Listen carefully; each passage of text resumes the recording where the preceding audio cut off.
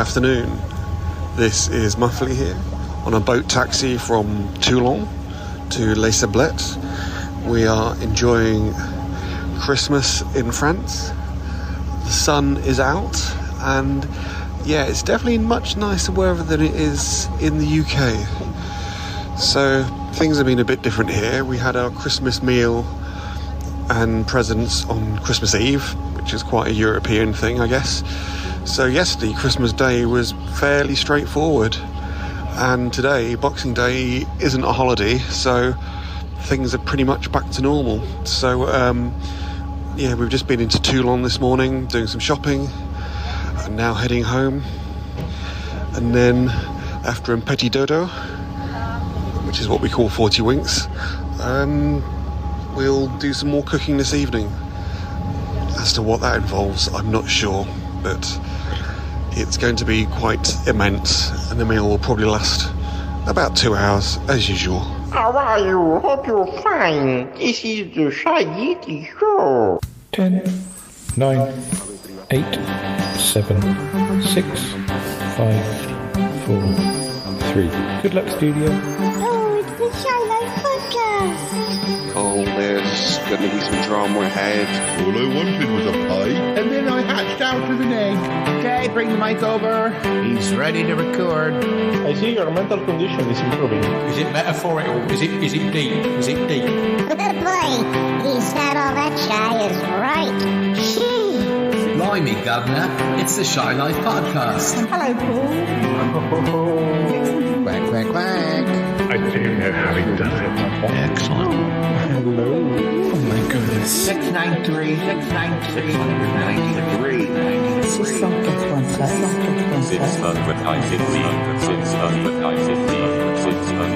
Bonjour et bienvenue au podcast de Shy Life. Hello. Hello and welcome to another episode of the Shy Life Podcast with me, Paul the Shy Yeti. How are you doing? I'm all right. We're back. Yes, we're back to discuss the second 6 months of episodes that came out in the Shy Life Podcast during 2023. We've got Levi back. Say hi, Levi. Hello. Yes, he's back. He can't wait to hear about all of these many episodes that have been released, including the ones that he was in. Yes, gosh.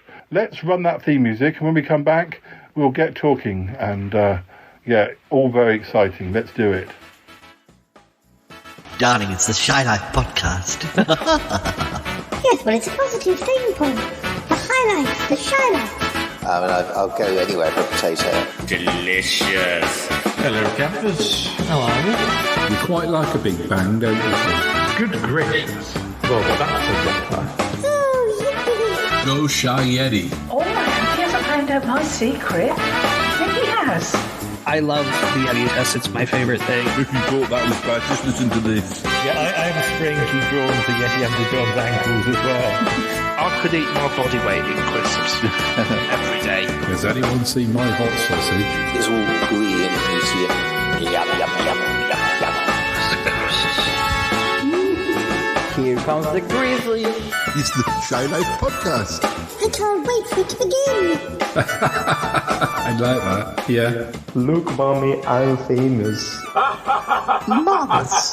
Marvellous, Paul. Hi there. So, Levi, you must be very excited to hear about how you were on the show. I know you were on the show, but you must be excited to hearing about being on the show, probably. Yep, very much excited. Yes, I can tell.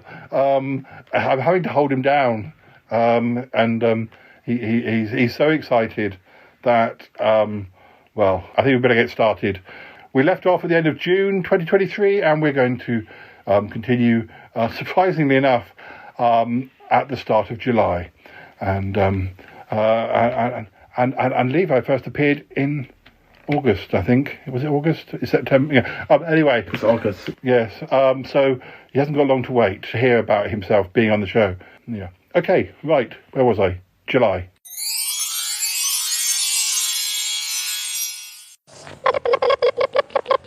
Ooh, it's the rare jubba jubba jubba bird. You don't see them very often, particularly not this time of year. It's a little bit too cold for them. They have beautiful plumage, the feathers.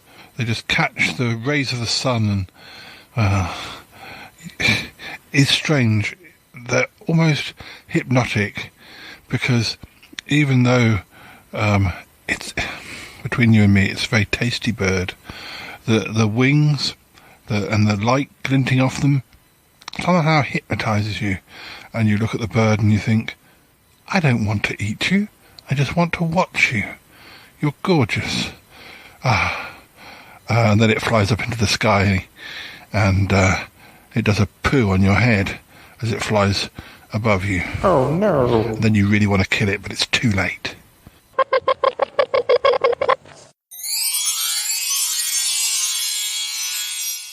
So, the first episode of July was released on the 3rd of July 2023. It was episode 651, August Evans and the Truth of the Queer Cove Bar. Now, the Queer Cove Bar had already featured in an episode earlier in the year, but this was, well, a lot more of a putting the clues together type episode.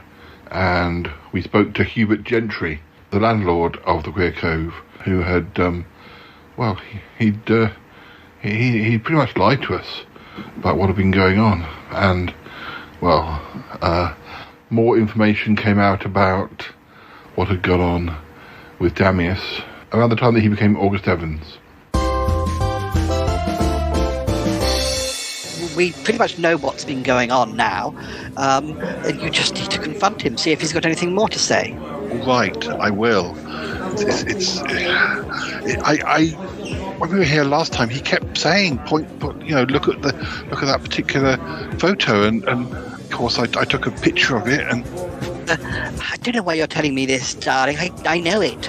I know you know it, but the thing is, we didn't look at the right faces, did we? We didn't expect it to be him.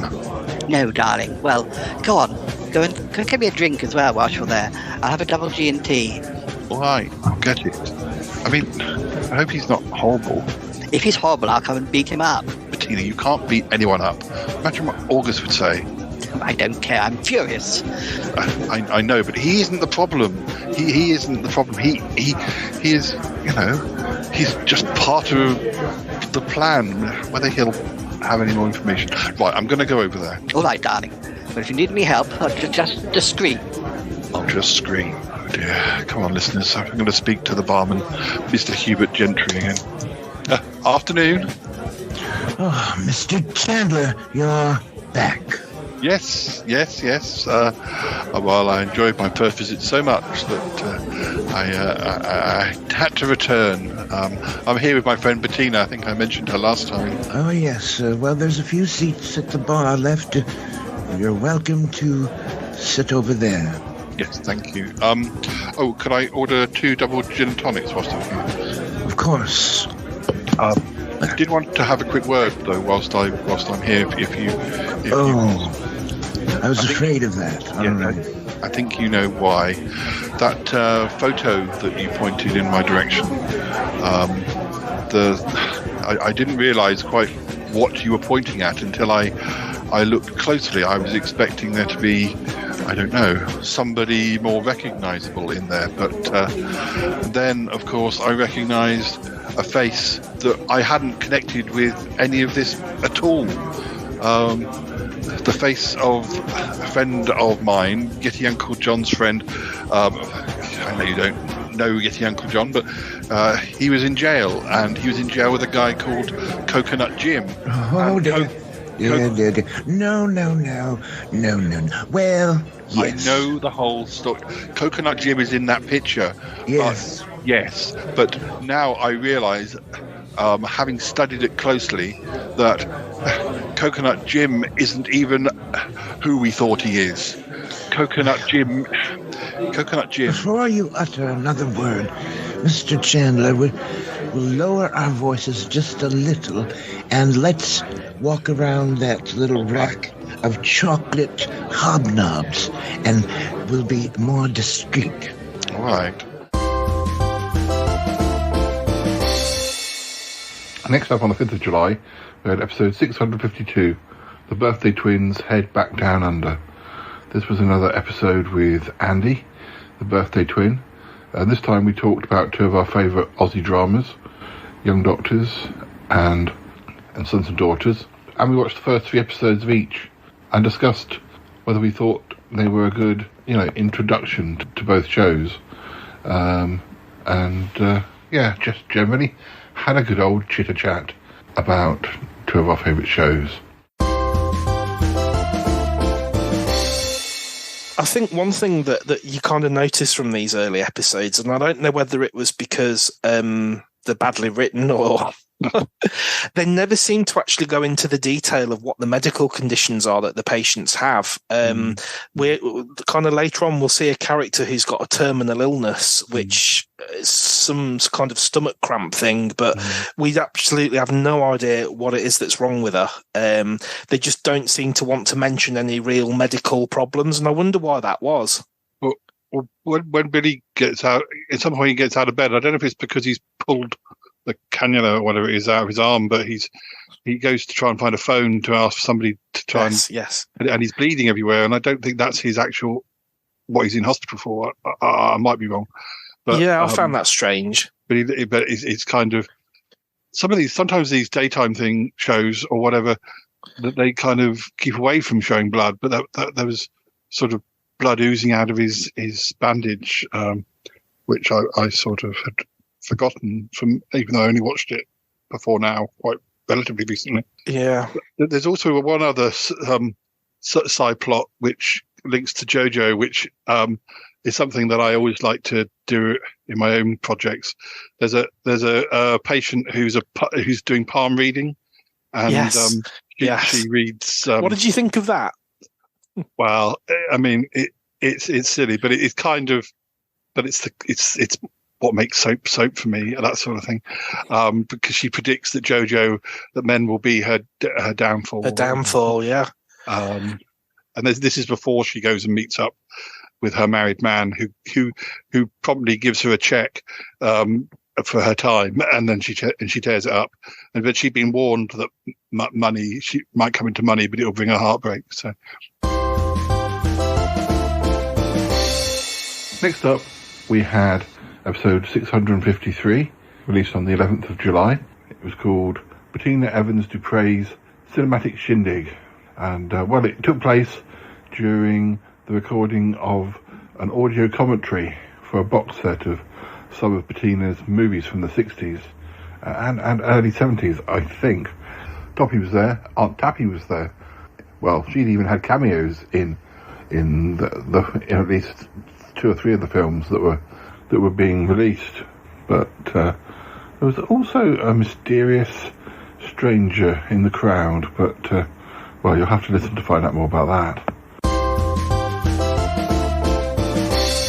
name is Paul of the Shy Yeti, and I'm here to speak with Bettina about 3 films, and which are part of the Mystery Trilogy. Isn't that right, Bettina? Oh, yes, darling. The Mystery Trilogy. Well, going through them, we've got The Mystery of the Badger with the Wonky Eye from 1971. Oh, yes, darling. A real favourite. And The Mystery of the Sadistic Camel from 1972. Oh, yes, another favourite.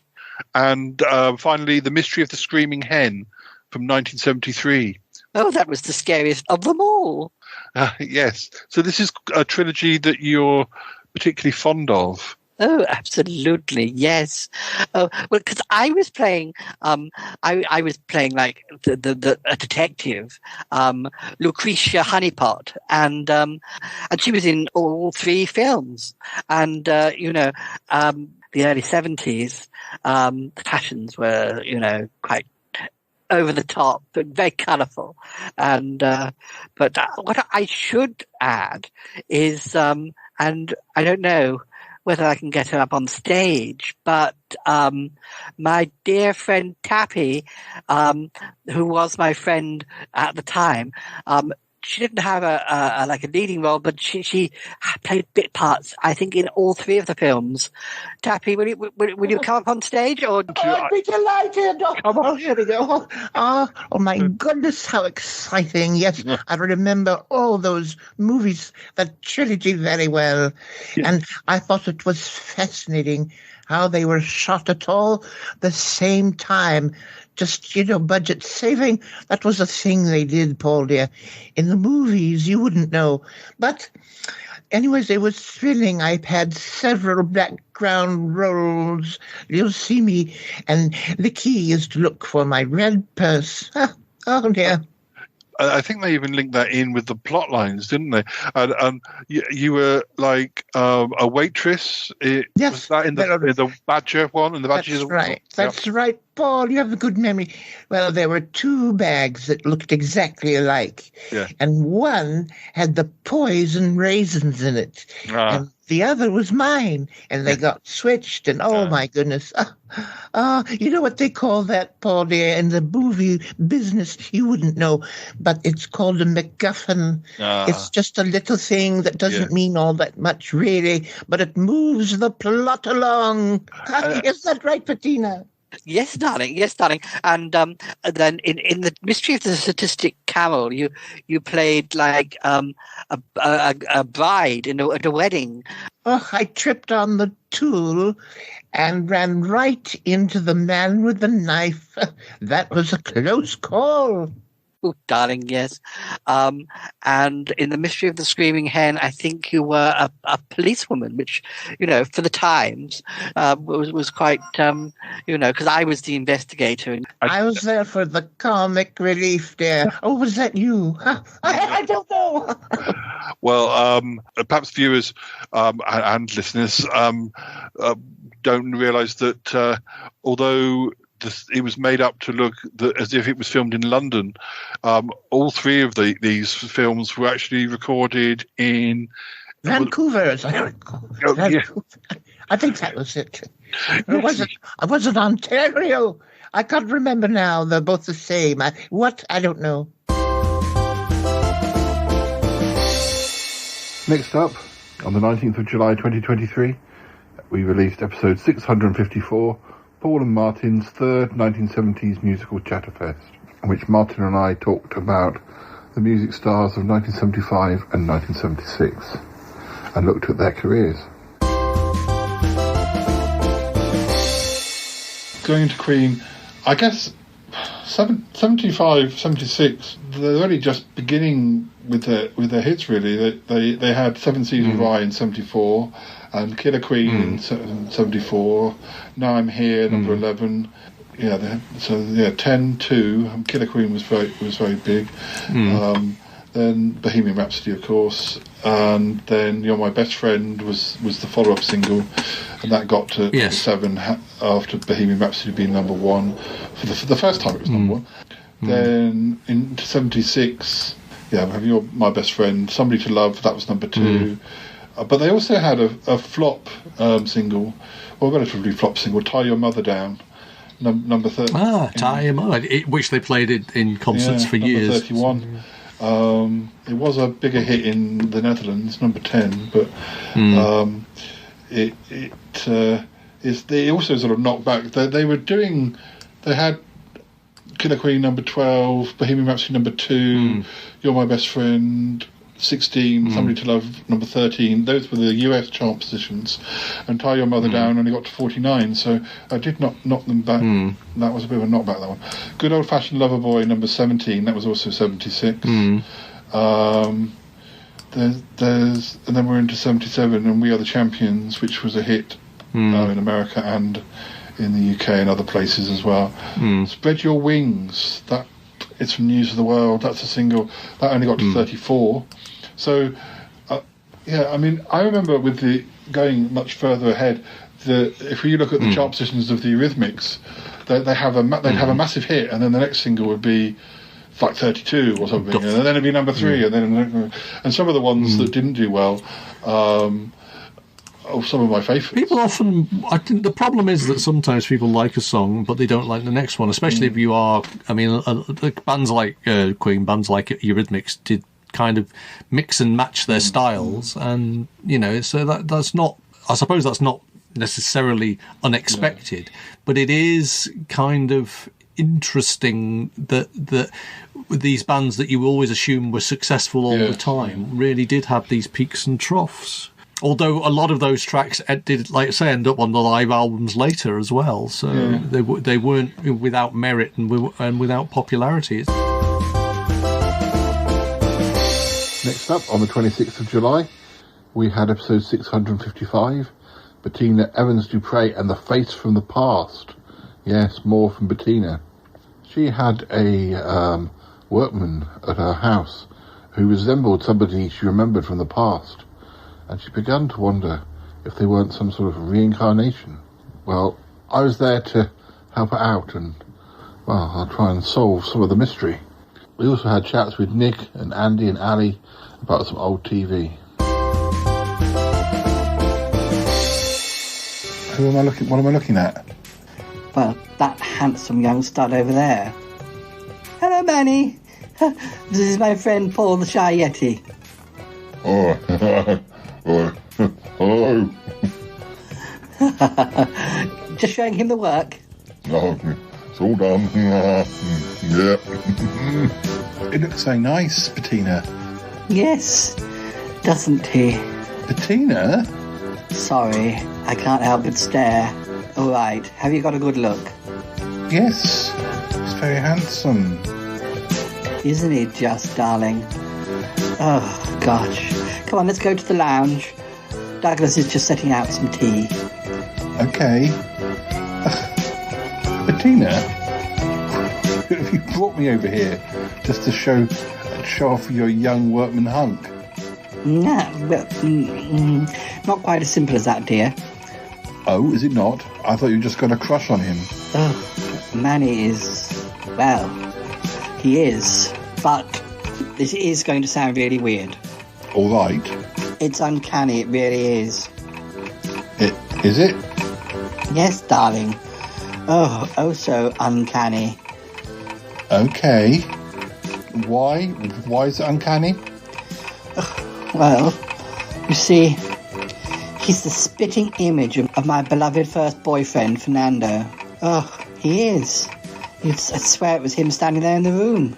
Fernando? I've never heard you talk about Fernando. Oh no, it was a very long time ago. I mean, the 50s. It was before I met Max. Yes.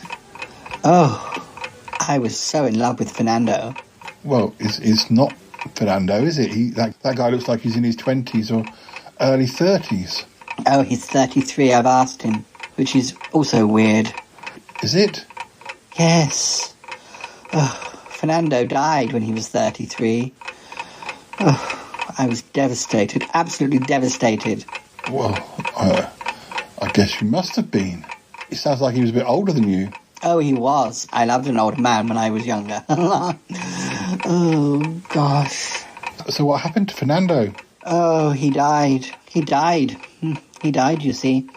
He worked as a roller skating waiter at a high-class restaurant in Mayfair, my darling. He did what? He was a roller skating waiter. It was a lovely restaurant, but it was at the top of this, quite tall tower. It was quite new at the time. And one day a pork chop bone got caught in the wheels of his skates whilst he was serving up on the open-air balcony. And, well, as you can imagine, one does not survive a fall like that. He died in the arms of a passing Mountie on a holiday from Canada. Oh, I believe he sang a rather poignant version of Que Sera, Sera to my darling Fernando in his final moments. I don't know what to say, Bettina. Que Sera, Sera... Is this real? Does this happen? Oh, I know it sounds a bit like a black comedy or something. No, it's true. Our last episode of July, released on the 31st of July, was episode 656, Go Forth and Divide, 20th Anniversary Special, in which I pretty much read some of my favourite pieces from my collection Go Forth and Divide, which I wrote back in 2003. This one's called Just an Everyday Werewolf. He was just an everyday werewolf. It's not something for which he was proud. There were loads of regulations, and swearing simply not allowed. He was just an everyday werewolf. Let's be blunt, it's not a pleasant life. He found it hard to get a mortgage, then he accidentally ate his wife. Being beastly after darkness, it leaves him tired in the day. At work he looks a tad unshaven, which is the price he has to pay. It is very inconvenient for such a guy to have a curse, and our friend was vegetarian, which really made it all the worse. He was just an everyday werewolf. Let's not pretend he was anything less. The postman would not deliver to his current home address. The milkman got the jitters. The baker dropped his loaves. The priest was low on silver bullets and was all out of garlic cloves. He really tried to be more friendly, but love thy neighbour he was not. Always tried to kill away from home, though, sadly, sometimes he forgot.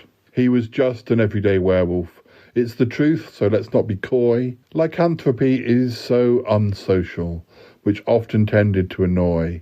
Sadly, any moon-shaped object, it would make the kid see red. A juicy orange or a grapefruit, a bald man's shiny polished head. When he tried to set the video, he'd come over rather strange. He was always missing Dallas, the theme tune causing him a change. He was just an everyday werewolf, so let's not gloss around the truth. But one night he came a cropper, despite his sharpened claw and tooth. When walking home from bingo, his hunger pangs came rushing back. Alas, a passing traffic warden seemed to him the perfect snack. But that dame gave him his ticket. With martial arts attacked the beast, cruelly dispensed him with her clipboard, until his werewolf days they ceased. He was just an everyday werewolf. He met his death along the way.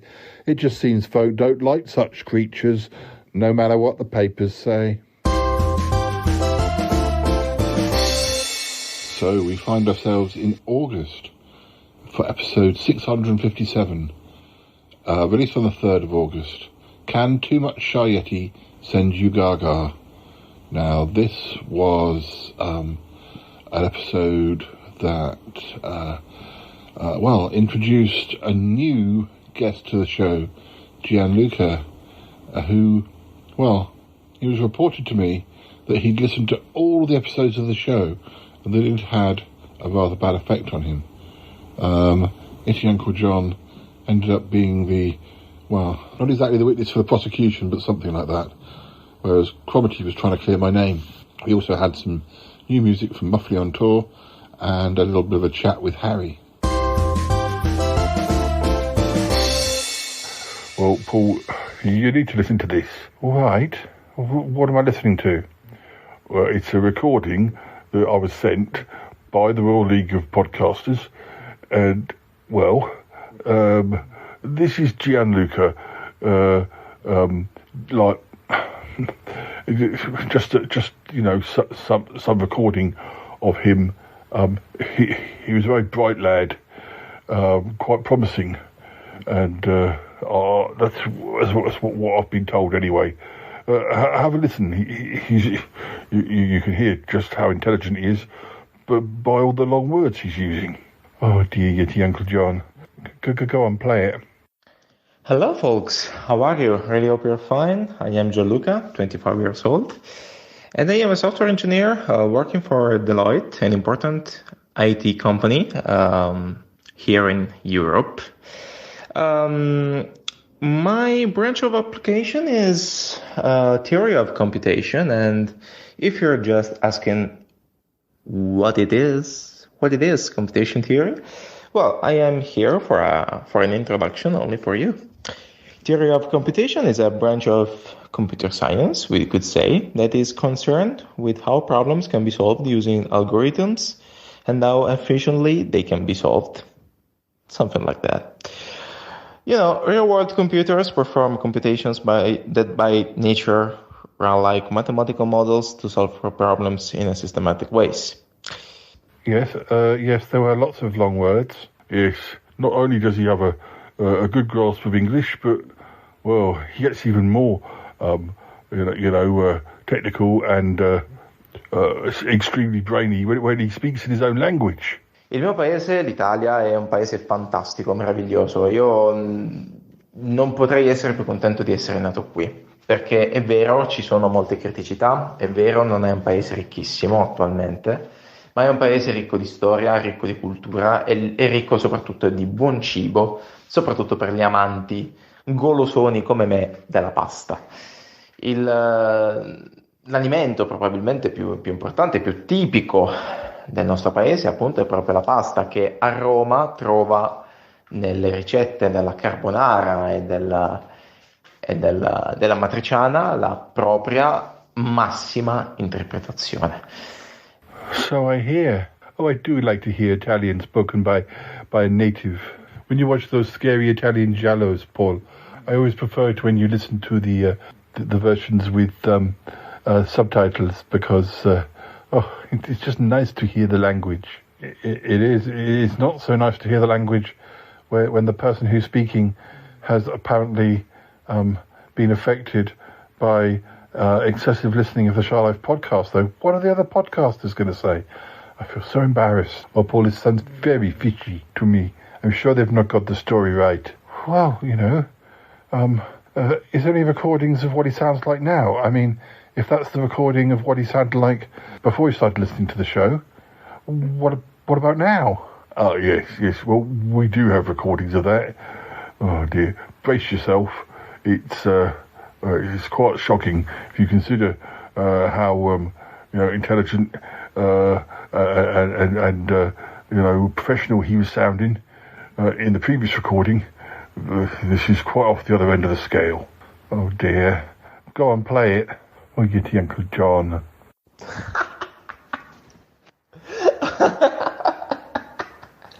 Oh my god, I feel like the lesson of that note, when Light Yagami is spotted to be Kira.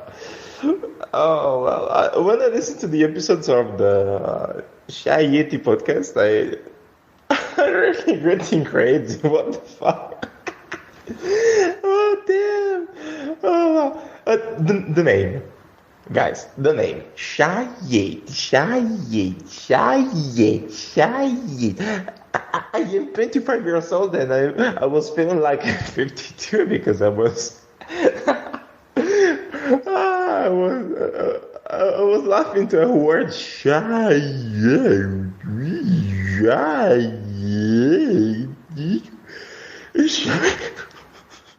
Oh my goodness. Is that what listening to 600 and something episodes of the Shy Life podcast does to one? I'm afraid so, Paul. The evidence is there before us. Oh no. Oh dear, poor Luca. I don't know what to say. Next up on the 8th of August, we had episode 658, Shy Yeti's Balmy Summer Chatterbox, with all the usual gang. Well, most of them anyway. Not that it was a particularly sunny episode, exactly, but anyway, it was good to be back with them. I thought of you recently, Paul, because I was watching Raise the Titanic.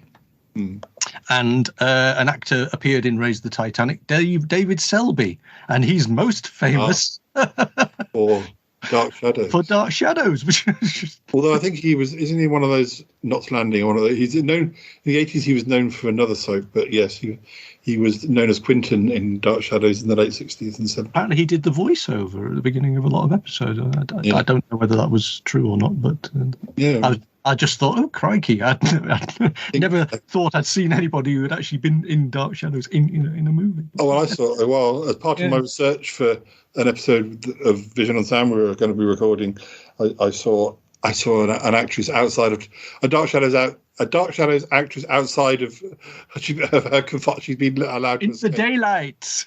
Allowed to escape into another cult TV show. Nick, I was going to ask around any things that you wanted to bring up, but I know Nick has something he wants to. Well, there's a few things. As I say, for the firstly, it's 30 years at the end of this month that we embarked on our first film together, Prison in the Sun, Sutton Park Prison in the Sun, and the first time Mr. T and Lisa worked together and met. Was it the first time you met, I think? Indeed. Yes. I think so. Yes. Yes. You didn't really come for the comic marts. I didn't go to comic marts. No. No, that involved daylight. Yes, it's the first time you are seen together as a team.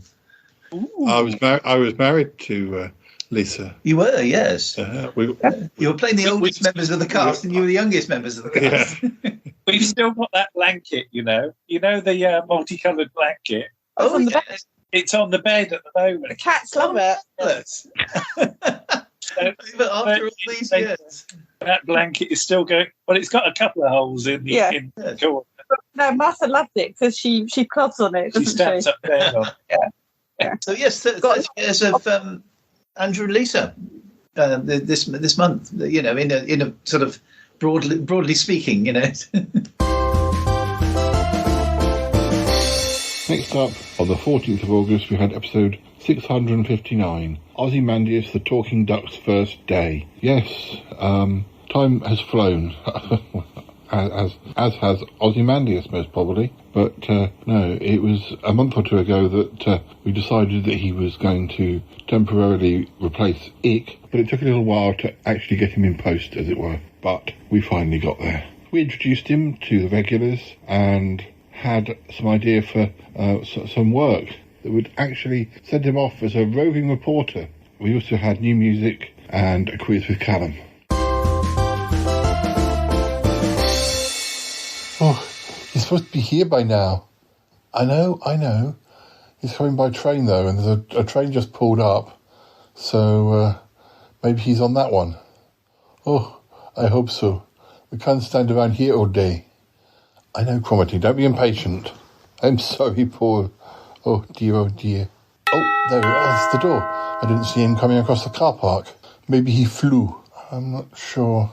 I mean, listeners, he is a duck, but he's sort of quite a big humanoid-shaped duck who talks.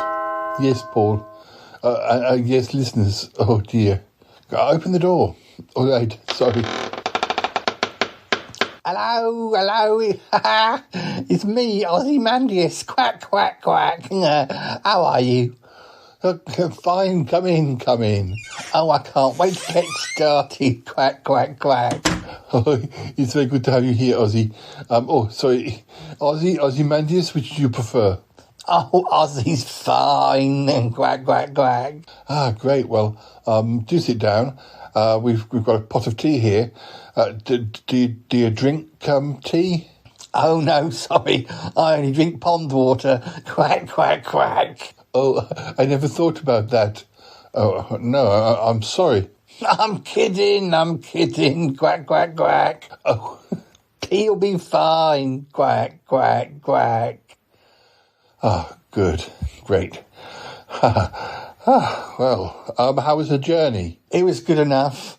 I should have flown, though, of course. Quack, quack, quack. Ah, yes. Well, the trains, they're a bit of a liability, it has to be said. Yes. So.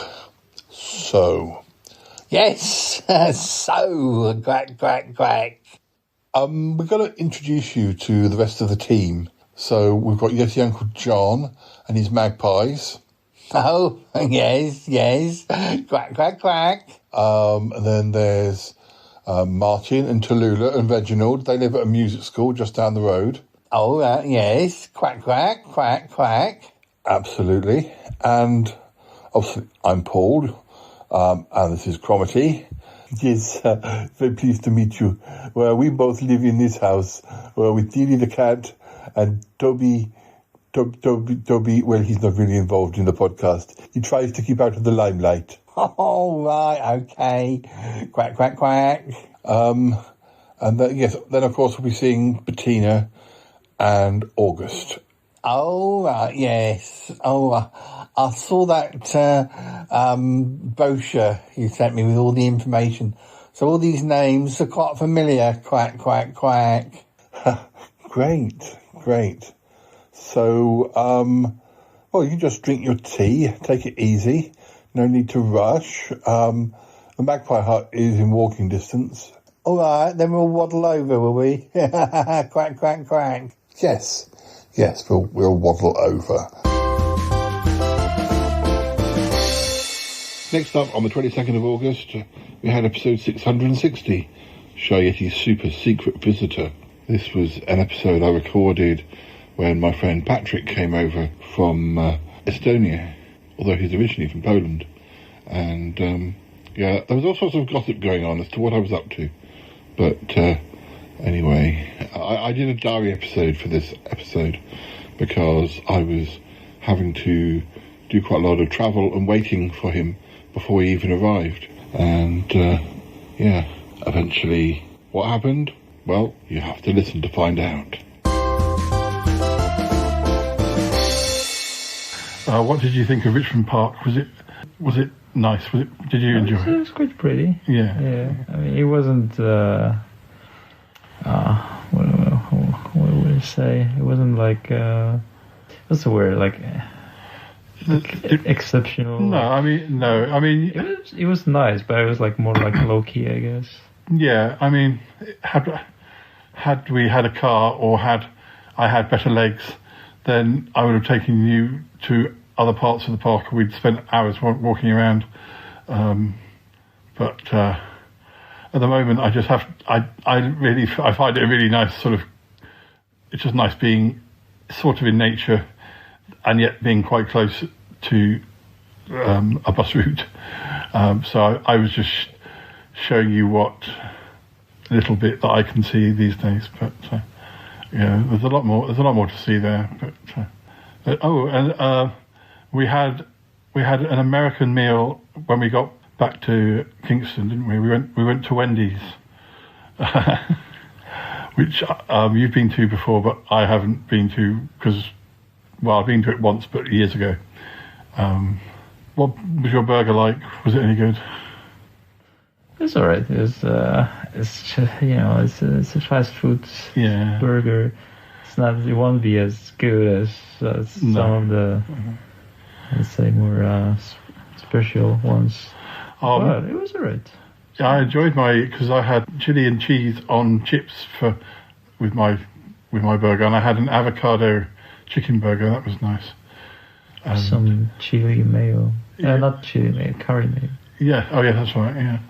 And but the meal, I thought the meal at Wagamama's was good, even though they mucked up our order slightly. But I think they did in the end, but I don't know. They were like confused. We were all confused.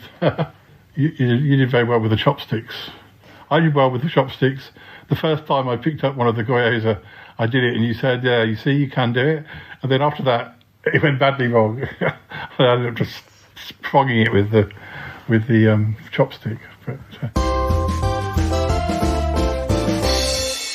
Next up on the 24th of August, we had episode 661, Hanging Out with Toppy and Roger.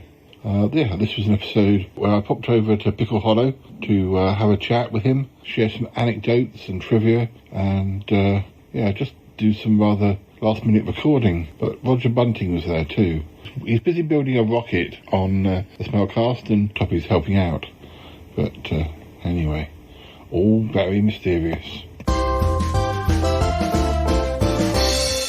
I've got another fact here. A day on Venus lasts longer than a year on Venus. Oh. How does that work? Wait a minute. A day on Venus lasts longer than a year on Venus. Okay, all right. Okay, now I think I may get that. Boy, I'm really... God damn, I'm smart today. I'm not even chewing them peanuts. No. Okay, so a day is the Venus rotating on its axis. So that's a day. And the year is the Venus going around the sun. So which one's faster? A year? It says that a year is faster than a day. Okay, so that means that the rotation of Venus is incredibly slow, and Venus going around the sun is actually faster than one rotation of Venus. Oh my God!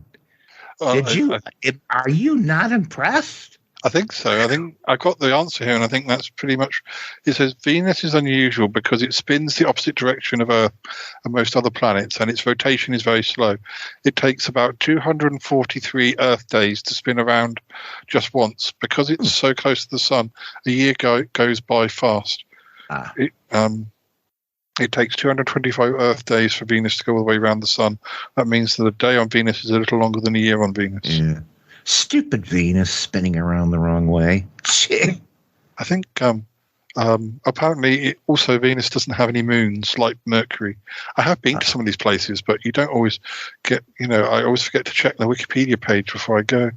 But, Next up, on the 27th of August, we had episode 662. It's time to meet Levi, aka Baby Bigfoot. In this episode, I met a new friend, Levi, who's come to live in Salisbury, and I've read him some poems, we chatted about films, and there was also some more from Ozymandias. Levi, are you enjoying chilling out at the Red Lion recording studios? I am having absolutely a blast. I'm here sipping on a glass of sparkling water, the most expensive sparkling water you could possibly get. Yeah, in a clear glass of all things. You can see it. It's amazing. It's like I always thought it was CGI to start with. I was wondering when we were talking a while back, I was pleased to find that we have quite a lot in common with music. You like quite a lot of music, of like old music, new music.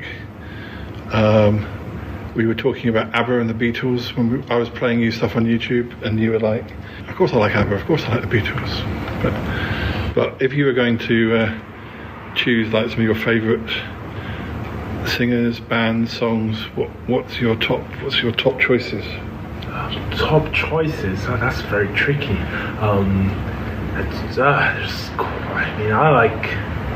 There's so much that I like, so it's hard to classify someone just being my top choice. I tend to categorize them in like different eras. Yeah. So there's like modern people who I really like, but there's like really old bands and singers that I really like. So I guess if I have to say ABBA, like old music, I would have to say ABBA. I absolutely love ABBA.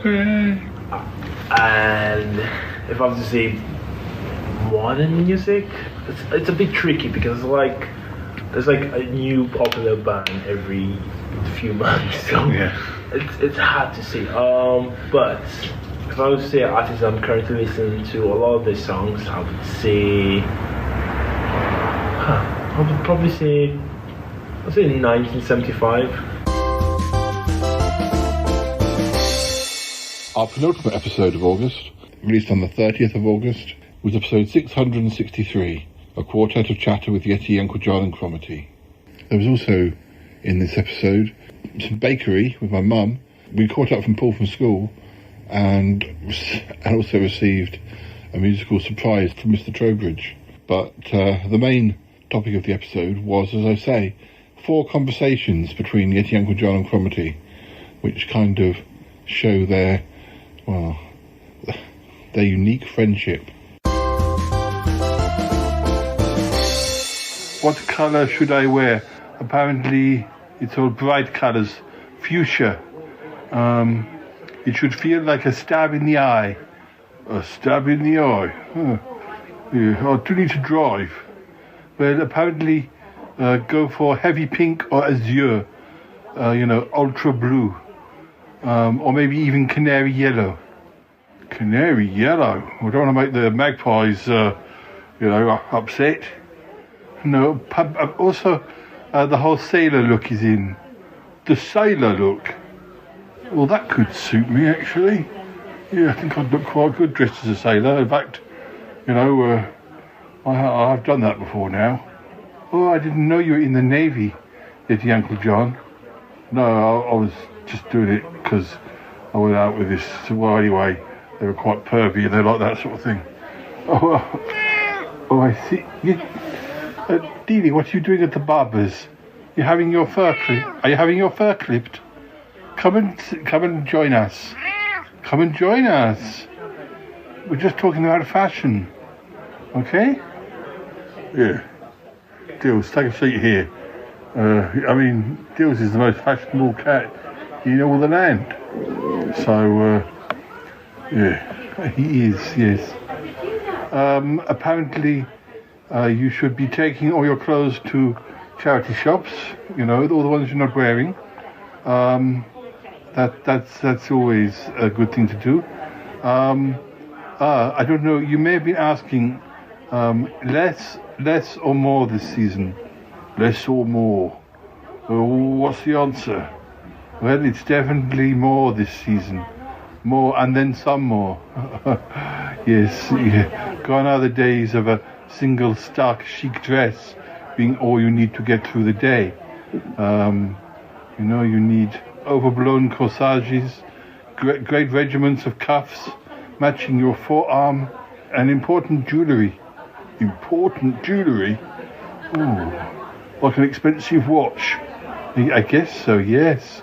And complicated shoes. Complicated shoes. All right, I'll remember that. Ooh, does that mean I wear them back to front or something? I guess so. Or upside down, or inside out. I'll give it a go. Our final episode, released only a day later, was episode 664. Shy Yeti Gets Ever So Random Again, released on the 31st of August. This was a chat with Nick and I about a number of random words. Correction, rumour, splurge and enemy were just some of the words that we covered. I should probably find some more words. What about stab, rage, or rumour? Rage or rumour? I think rumour. I mean, the big. I mean, in our lives, the world of Doctor Who is the biggest sort of source of rumour, and there was something called an omni rumour about 9 years ago, when they found Enemy of the World and the Web of Fear, which is the stories they discovered, and there was a massive rumour that it was going to be Marco Polo, and the first Doctor story, and the ball is still bouncing now. It's as I say, they're still keeping it going. And I used to join missing Doctor Who's sites, and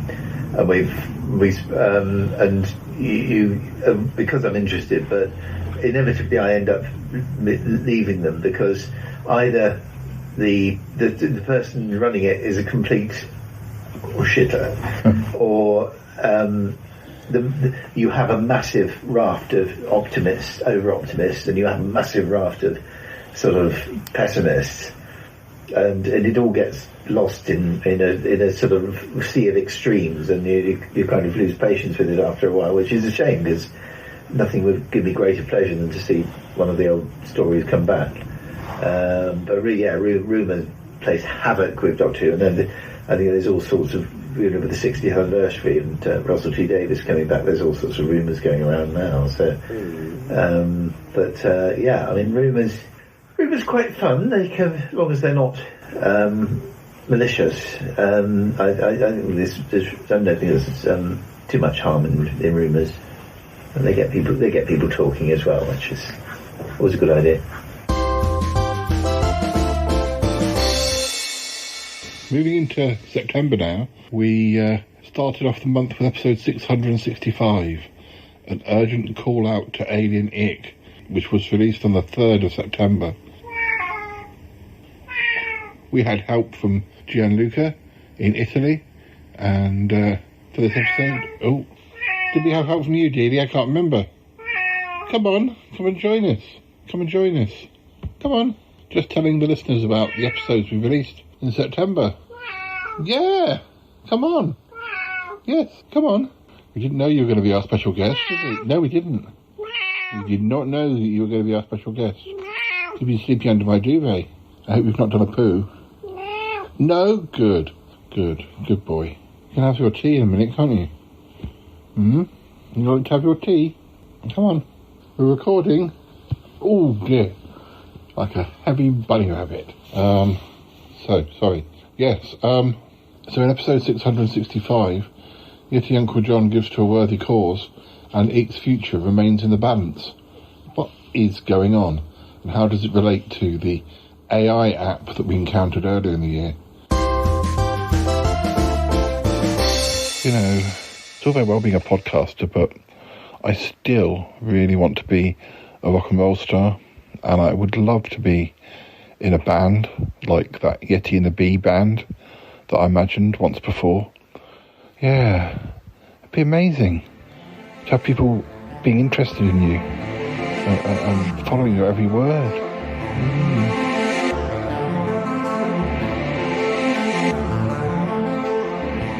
Hey Bee, do you remember that after show party? I think we were in Hong Kong. Taylor Swift was there. She brought her pet tiger with her. Yeah, do you remember that? The tiger ate one of the waiters. I don't know. You know, rock and roll, it's real crazy, don't you think? But yeah, I'll always remember that party. Oh yeah, that tiger, he was, wow, he was really wild. Hi, I'm Rolando, and I am one of the greatest fan of Yeti and the Bee. I follow them since they were born. Hey, Bee, we can't always be in the studio recording new albums because it's so expensive these days. I know you want to be there. You want to be in the studio. You want to be doing your thing. Your creative vibe is very, very important to you, and it's important to me too. But the trouble is, if you're always in the studio, there's no time for pizza. See what I mean? I mean, you can get pizza brought to the studio, but it's never the same. And personally, I need to eat pizza to get ideas for songs.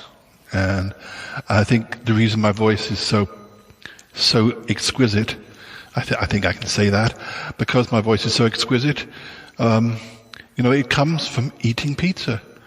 And it wouldn't be as good if I didn't eat pizza. You know, you wouldn't get this. You wouldn't get... You wouldn't get any of that sort of noise if I didn't eat pizza. So, what are you going to do? So, eating pizza is helping you having that wonderful voice you have? Are you drunk? Oh, Bee, you're so funny. Next up was episode 666, from 1971 to the far future, with Uncle Warren, released on the 6th of September. Uncle Warren came for a visit. He wanted to have a chat about the big TV hits of 1971, but also he'd swallowed a fortune cookie after a visit to the local Chinese restaurant, and it seemed to be having a rather strange effect on him. I'm going for an individual. Yeah, go on. I'm getting belligerent. I'm getting argumentative. Smells of boiled cabbage. Can only be Yeti Uncle John. Well, what's he done this time? Oh my word! You're not going to believe this. I can see him with oh my word, quill, ink, and parchment. Oh, he's not writing again, is he? He's writing a play. Oh. He's being a playwright. Oh dear, I mean, he tried to write an autobiography once and I had to kind of have it impounded because it was just fabrication. I think it's him. He's wearing tights and a ruff. That's all. He tends to wear that sort of thing when he's hanging around the house. Oh, something else is happening to him. He's not happy with it. What? He is not happy. What? Oh no, I'm a bit worried about Yeti Uncle John now. He's sporting a wound. Oh, what's happened? He's Oh my word! He's been bitten by a snail. A snail? A snail, Yes. you say? A snail, I say. A snail, you say? A snail, I say. I didn't even know that snails. Well, I think I did know that snails had teeth, but not teeth that could actually bite. Goodness. What do teeth do then if they don't bite? Well, I know, but not like. Do they do a dance hall routine? Well, yes, but snails eat lettuce. They don't eat Yeti Uncle John's. They're not supposed to anyway. But, what else? Well, I mean, let's go deeper. I'm going deeper into my sphericals. Yeah. Oh. Patina. Yes, Patina. Oh. What about her? What about? Oh, sorry. Patina is going to be reunited with a former lover. Oh, well, that makes sense because she was reunited with her former lover Max last year, and we were wondering whether he might show up. We were wondering whether he. Well, they weren't reunited in a romantic way. They were reunited in a way where he turned out to be a vampire, and he helped, but a vampire who vanquishes nasty vampires. We haven't heard from him for a while, so we did wonder what was going on with him. So, that's positive. Anything else? Well, my friends, I have one last prediction, my friends. Okay. And it's from a galaxy far, far away. Oh, right. What's going on? I see a great return. Oh. A huge gathering on the mount. Gosh, Toppy coming back on the show? No, even more unbelievable. Ick from another dimension. Oh, well, that's a relief. He's been gone for ages, but we didn't like to go and rescue him because it's frightening, going into other dimensions and things. And I haven't got the legs for it these days. Well, you've definitely got the legs for it, from what I can see. Oh, well, it's a relief. And he comes back intact, presumably, hopefully. Virginal intacte is what I can see in my... Yes. Good. It's all attached. Oh, well, everything's attached to it. Good. So yes, he's coming back in one piece. Well, let's just hope that some of your predictions actually come to pass. That was exhaustive. It proves that was exhaustive. It proves that swallowing. Have a wine gun now. It proves that very noisy one. It proves that swallowing a fortune cookie whole can lead to. I did not eat its whole. No. Oh, anyway. Next up, episode 667, released on the 10th of September 2023. We released an episode called Milo and the Mystery of the Lost Love Letters. Yeti Uncle John was being all very top secret about this, but, let's just say he'd found some letters that were connected to the Magpies, Cromitty, and Cromitty's ex, Milo. But if you want to find exactly what happened, you'll have to listen. We also had some more messages from Ozymandias, who was now travelling back in Berguria. My mum was also back to do another recipe. Come on then, Yeti Uncle John.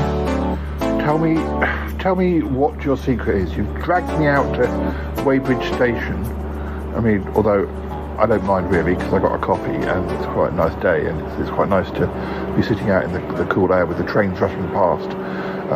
Making the air circulate. Yes, Paul. Yes. Well, I'm glad I could be of help. Yes, you kind of have been of help.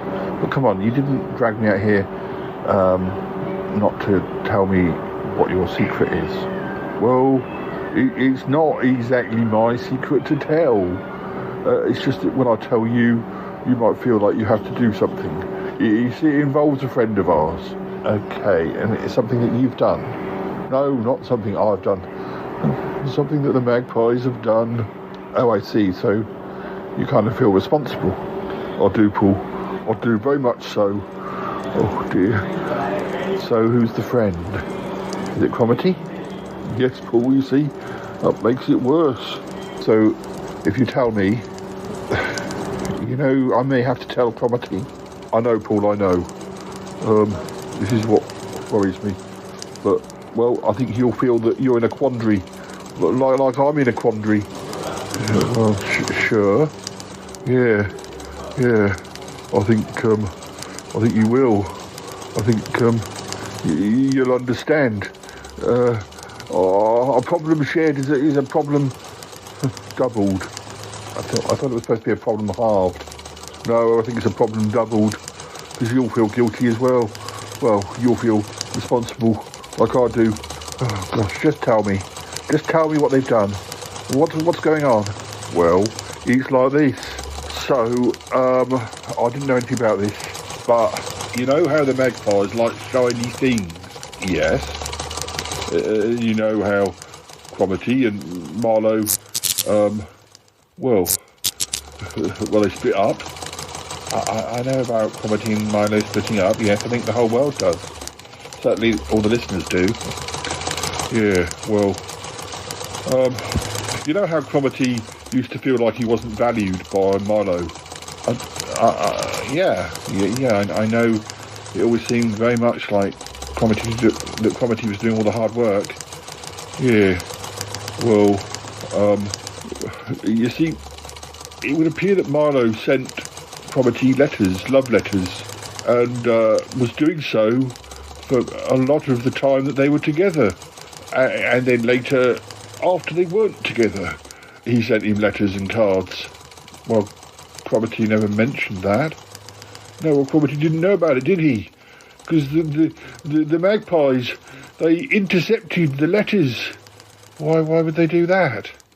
Oh, because Marlowe used very shiny stationery. The envelopes were always like, I don't know, shiny silver or shiny gold or even shiny pink or red or... I think that when they were delivered, perhaps the magpies must have intercepted them from the postman's sack. My goodness, this is kind of bizarre. It's a bit bizarre. No, I know it is. I know it is bizarre. And obviously the magpies didn't know they were letters from Milo, so all they're guilty of is stealing the letters. I found a big load of them on top of the magpie hut, all sort of neatly filed away. Next up, on the 13th of September, we released an episode called Shy Yeti Meets Matthias, aka Darth Grizzly 93. It was episode 668, and we'd got a new guest. And he was telling us about some of his favourite TV shows from his childhood, and some of his hobbies and his YouTube channel. We also had Martin Holmes on the show again to have a little grumble about a number of subjects. Do you count Studio Ghibli films as being anime, or is that a different subsection? I know you said that that's not really your area, but I wasn't. When you said to me, did I like anime, I wasn't 100% sure what I'd seen counted as anime or what covered that sort of anime. They are anime and pretty much classic, so I would burn on stake if someone gonna know that I didn't watch any of them, but I want to catch up. So yeah, there's still time. I'm pretty safe, I guess. Yeah. Maybe. There's still time. Yeah. Each hand for me. Yeah. I enjoy them. I enjoy them. I go back to one or two of them, but I don't watch as much animation as perhaps I used to, and even sort of American animation like The Simpsons or Family Guy or South Park. Yeah, Futurama. Dear's favourite is Futurama. Apparently, he looked at me.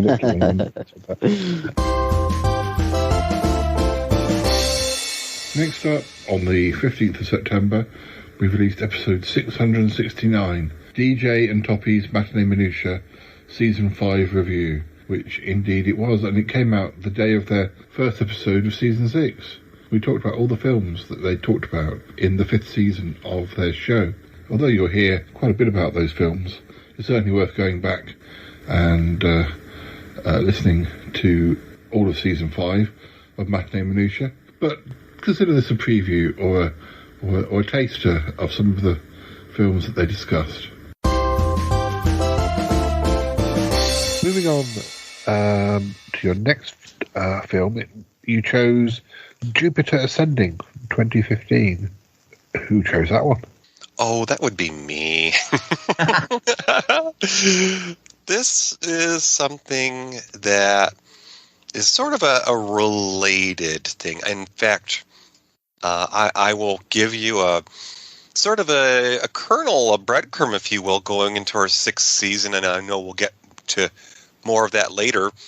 But we're inspired sometimes by things that are related, and Jupiter Ascending is something that I had been thinking about for a while because it has strong resemblances to other things we've talked about before, including Flash Gordon.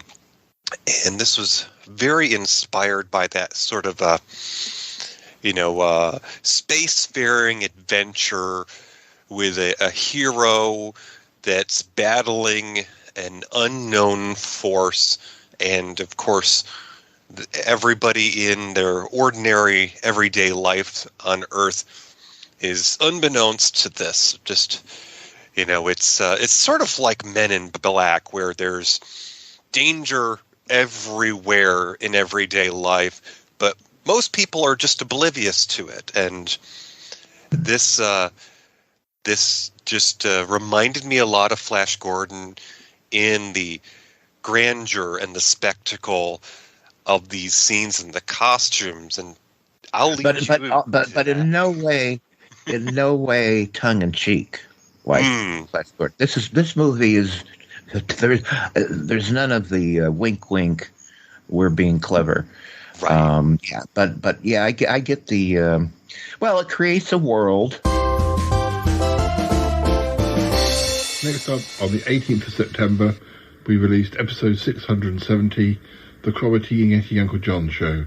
Yeti Uncle John was very keen to do a podcast of his own. I think he thinks that doing a podcast is easy. Well, although it's not difficult, it's also, it certainly takes a while to get into the swing of it. And there's a lot of hard work involved with editing, etc. Although, it's worth persevering with.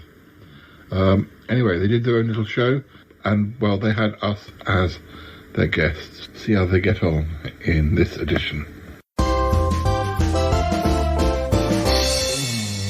Cromitty, have you got any questions for Bettina? Yes. Are you making any films, Bettina, at the moment? Oh, darling, no, it's mainly voiceover work. I did a voiceover recently for a computer game. I cannot name it at the moment because I'm legally bound to remain mysterious. But let's just say I played a villainess. Oh, yes. Oh, I was terribly evil. And I looked about 40 years younger. Well, the computer version of me did. It was splendid. Most splendid. Oh, I can't wait to see it, or whatever it is called. Oh, darling, I'll let you know the details nearer the time of release. So, Bettina, what is it about voice work that you like?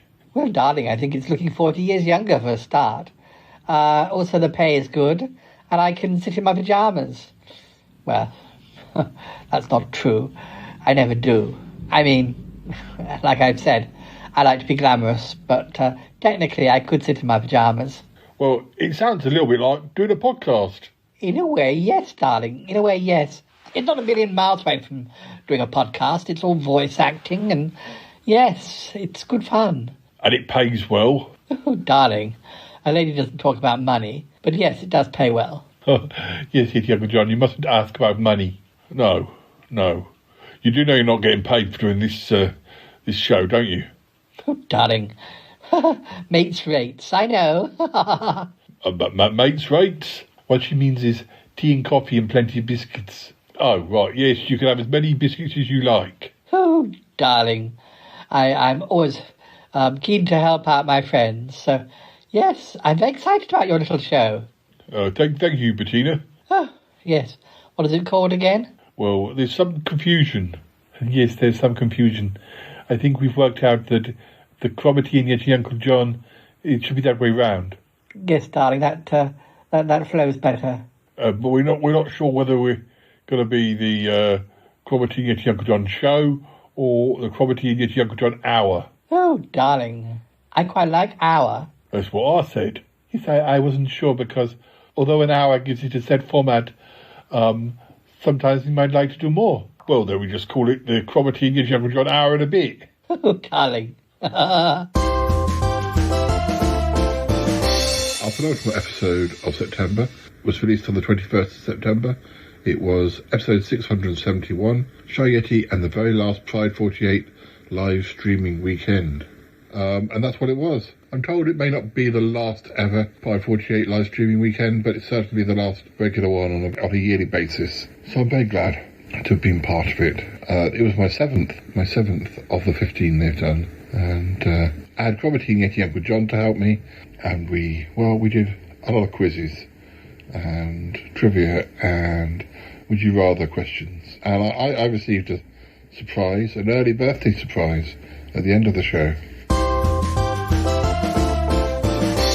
Whilst the chat room thinks about what their answer would be, I just want to say thank you, listeners, for listening today. Thank you for the chat room for being there, and thank you for those of you who have listened to all 7 of my live shows over the years, and thank you for 548 for supporting the Charlotte podcast for all these years too. And I just thought I'd get my thank yous out of the way before we run out of time. So we've still got about 9 minutes. So let's see what the chat room says about some of these other questions. And then I've got to open this envelope in 3 minutes. Yes, Paul. Yes, Paul, you must, because it will affect a future plot line. Okay.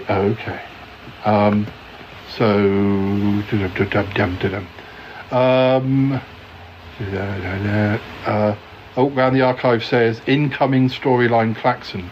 Incoming storyline Claxon. Yeah, it's you're not going to get the resolution of it today, though.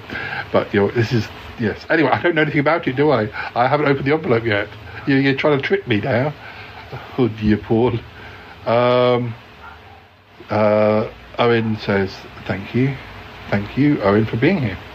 Owen's a first-time listener to anything Pride 48. Well, other than having listened to, certainly the first time that Owen's been in the Pride 48 chat room. And Van the Archive says, we have nothing to hide on our phones or laptops if people really want to see lots of screen grabs for obscure UK telly. Yeah. I've got pictures of Yeti Uncle John in his pants and everything, so I don't want my parents seeing that. Yes, Paul.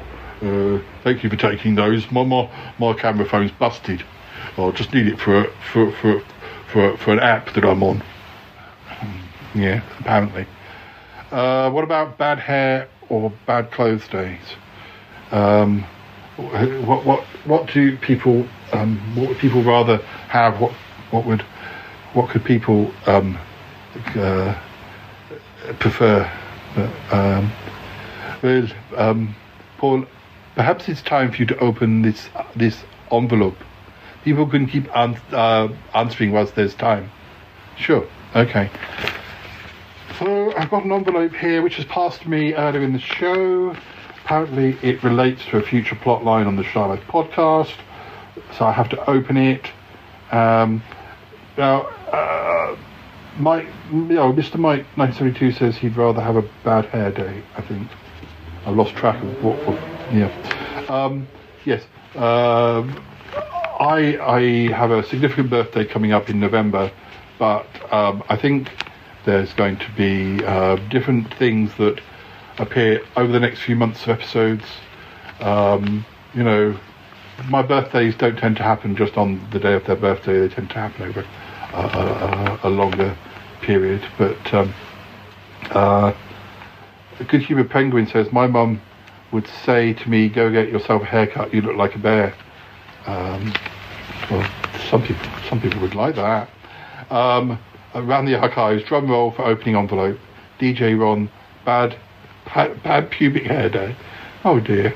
And you could cover it up with ugly clothes. Very good.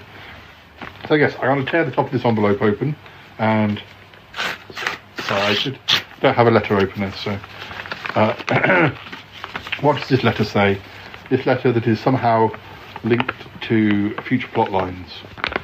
it says, contained within 3 tickets and flights to go and see Kylie Minogue doing a concert in Vegas in December. Guys, did somebody chip in for this? No, well, we can't say. Paul, we can't say. It's your birthday surprise, Paul. Tickets to Kylie in Vegas. We know what a big fan of Kylie you are, Paul. Well, I am, guys. Is this real? Yes, Paul, it's real. Wow, you said it was a plot line. Well, yeah, going to see Kylie in Vegas is a plot line. Yes, apparently so. I'm not sure if I believe this. Oh, Paul, you must. Oh, yes, it's all genuine and authentic. The ink's still wet on these tickets. Our final episode of September, released on the 27th of September, was episode 672, Uninvited Guests at the Yeti House. Probity and I discovered that the house was infested with something. But what? We had to call a pest exterminator and, well, the face that turned up at the door was a familiar one, but surprising. We definitely hadn't expected to see him in the role of a pest exterminator. But anyway, the episode also included some special reports from Matthias in Poland, sending us extracts from his Dear Yeti diary, and we also heard Yeti Uncle John on an episode of Big Fatty Online. Oh, not too far, Paul. Not too far, quack, quack, quack. So just down this road. Oh, good. 2, 3, 4, 5, 6, 7. What are you counting, Paul? Quack, quack, quack. I'm just counting the shelving imps. Oh, it's like Sesame Street. 1, 2, 3, 4, 5, 6, 7, 8, 9, 10, 11, 12. Oh. Well, that's the thing. What's the thing, Paul? Quack, quack, quack. Well, that's the thing. I can only count 12. 12 what? 12 shelving imps. It sounds quite enough to me. Yes, but don't you remember, Ozzy? We saw 13 heartbeats plus the 3 of ours. Oh, you're right, Paul. Well, we've lost one. We have. Do you think he's still back in the flat? Oh, he could be. He could be, and let me have a look. Oh, I think it's the leader as well, the mummy one. I can't see that. These are all babies. You mean Probity? He's trapped back at the house, back at the flat with the mummy shelving him. Oh dear. Come on, I'll turn the car around. Oh blimey, quick. We better do. Quack, quack, quack. Do-de-do-de-do. Do-de-do-de-do. Oh, tidying up. Oh dear, the smell is still bad. You wouldn't have thought it though. Oh, the room's quite dark. Why do they keep this room like that? He just likes lamps. Says Toby. He likes lamps. Hello? Oh, there must be an extra shelving imp. Well, one we did not know about. What can we do? I need to keep very still. Oh, it's coming closer. Oh no. Oh, it looks like a big one. A very angry one. It must be the mother. The mother shelving imp. Must be furious. We took all her babies away. Oh no, there's nothing worse than a mother animal upset. Oh, I think it's seen me. Oh no. Oh, by the way, listeners, this is all happening in my head. I'm not speaking out loud. I'm not an idiot. No. must not move. I must not move. He's coming. Oh no, please leave me alone. Do not hurt me. Do not hurt me. Oh no. I can feel it spread on my face. Oh, those sharp teeth. He's got such sharp teeth. Claws. Oh, please do not see me. Please do not see me. Oh no. So, next up, we find ourselves in October 2023, and the first episode of October was episode 673, the Autumnal EP and More 20th Anniversary Special. So, yeah, we had poems from the Autumnal EP, which was a slightly shorter collection, hence the EP reference. It'll make more sense if you listen to the episode, but we did have a special guest, though, in the form of Muffley on Tour, and we talked a bit about sort of writing song lyrics as much as anything. And it was good to have Muffley back on the show. This is called Firework. Never really being used before, stored away, left in the box on the shelf, brushed off occasionally, briefly glimpsing the light, but soon packed away again by indecisive hands, until now. For now is the moment, now is the time, ready and set to explode, awaiting fire, fizzling and smouldering, eyes bright, ready to shoot off into the night, with never a thought of return, for there is no going back. He's a firework about to flame. How marvellous to stand back 5 paces and to watch him fly, so high and so bright, knowing that I was the one who lit the blue touch paper. I used to, sometimes when I did my poetry shows, I'd take a favourite song lyric, like a Kink song, or even things like, there was a Katy Perry song where I thought the lyrics were actually very Noel Coward-ish, and so I read them. It was about her being at a party, and last Friday night, I think it's called, and I read it in a Noel Coward sounding voice, and it just sounded like I'd been to a mother's party, but from the 2019s or from the 2020 teens. I mean, someone, a music critic, being slightly sneery, described Queen as being Led Zeppelin fronted by Noel Coward. And if you listen to certain sort of Freddie songs, Freddie lyrics, where it's like lazing on a Sunday afternoon and you're my best friend, or no, that's a John Deacon one, sorry. But definitely sort of the Freddie lyrics, you can see that like there is that kind of sort of Noel Coward kind of sort of thing going on. And I'll touch on this and I'll sort of tread delicately. A band that I think we both grew up with is the Smiths. Now, obviously, I want to tread lightly on sort of what's happened to their lead singer since, but Morris's lyrics are very interesting. And one thing I would say, I watched a video of Johnny Marr playing just the guitar to a Smith song. I can't remember which one it was. Like this, it might have been This Charming Man, for example. You know, the classic sort of intro and stuff. And it's great guitar work and stuff. But when you play it on its own, it's just like, yeah, very nice, but it is the lyrics that sort of make the song. Yeah. And one thing I've learned from being, quote unquote, a musician for nigh on 35 years is that sort of you can sort of have all the musical chops, but you need to have the lyrics that are going to sort of elevate a song to make it sort of something better. I mean, I was saying recently to somebody, a song without lyrics, or good lyrics, shall I say, is a bit like having a house without a roof, you know. So, yeah. Next up, we have episode 674, Yeti'S Somewhat Summary Seaside Spectacular.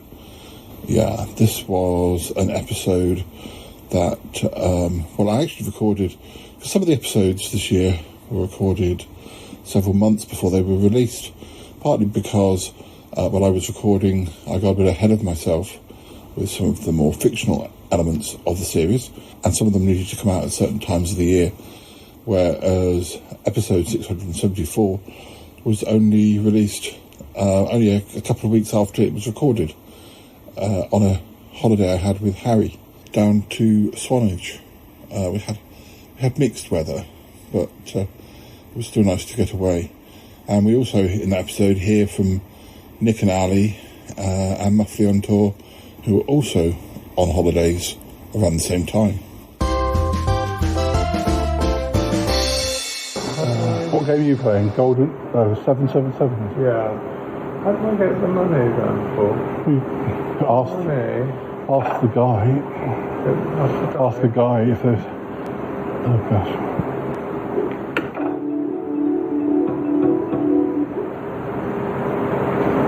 Main menu. I mean, that was £1. Collect. Oh. Then you will take it and cash it in at the till. Oh, I get you. So I'll do that now. Or is it giving... Oh, what is that? It's actually... Oh no, it's giving you money. It's giving you money. I always laugh because I always make lots of money whenever I go gambling. Take that one out before he tries and takes it back in. Oh yeah, good money.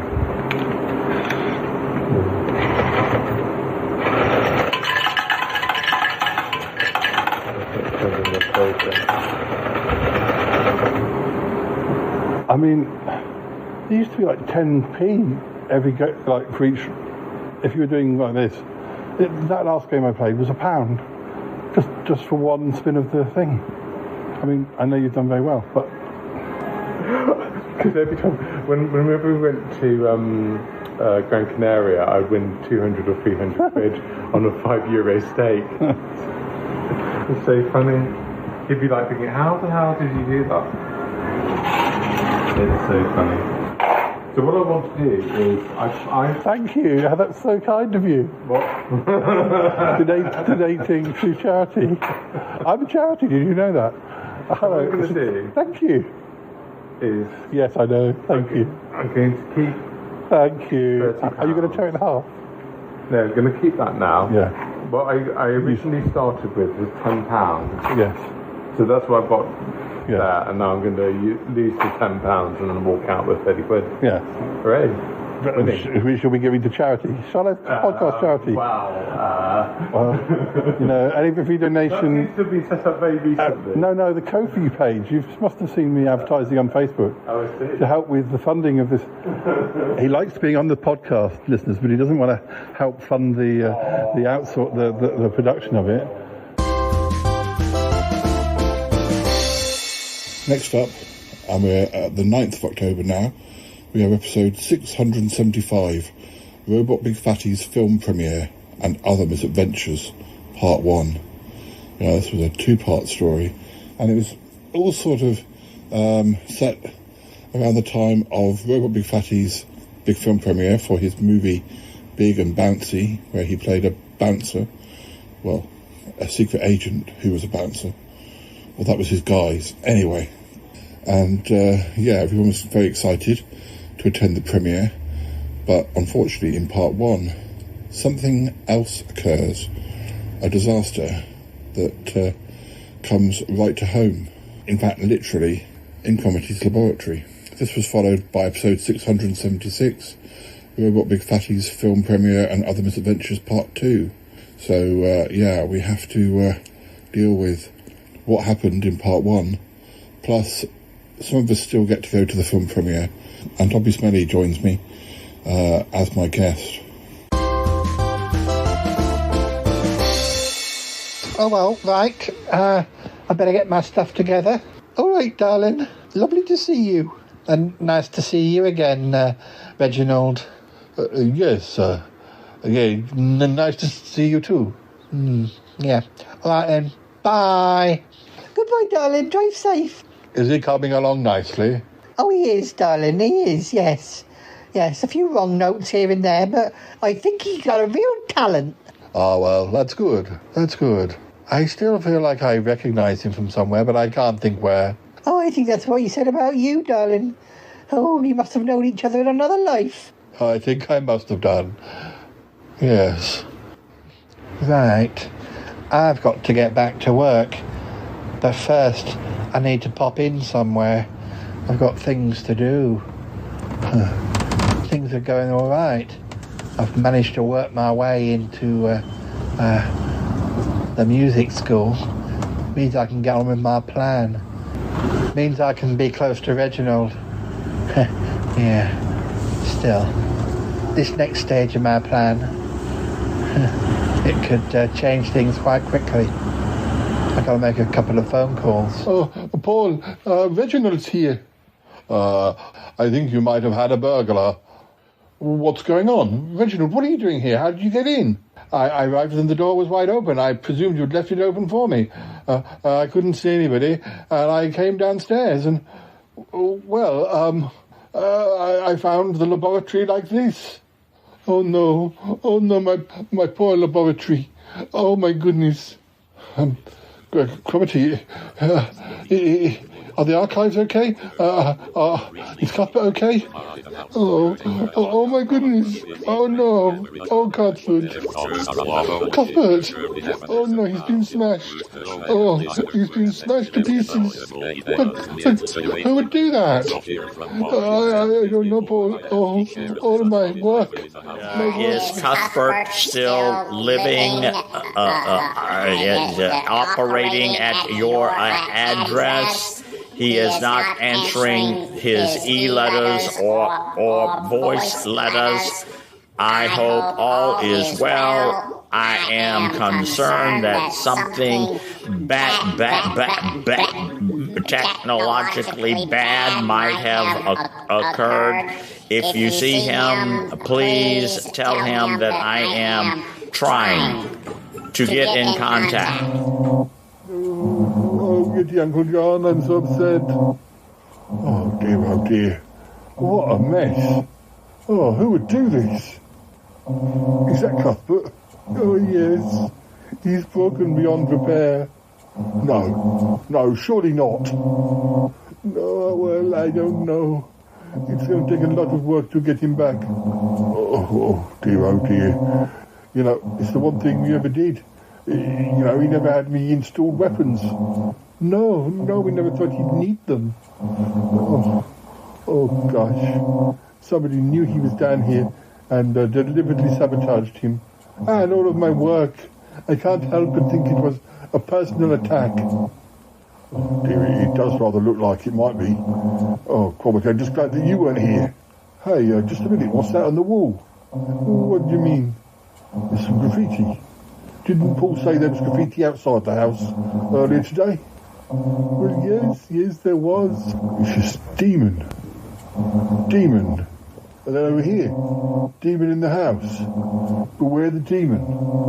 The demon? I don't know why they've written that. Well, there's only one demon we know. It's the one that possessed Tallulah. Oh yes, but why would anyone break in and destroy the lab and put beware the demon? It's very mixed messages.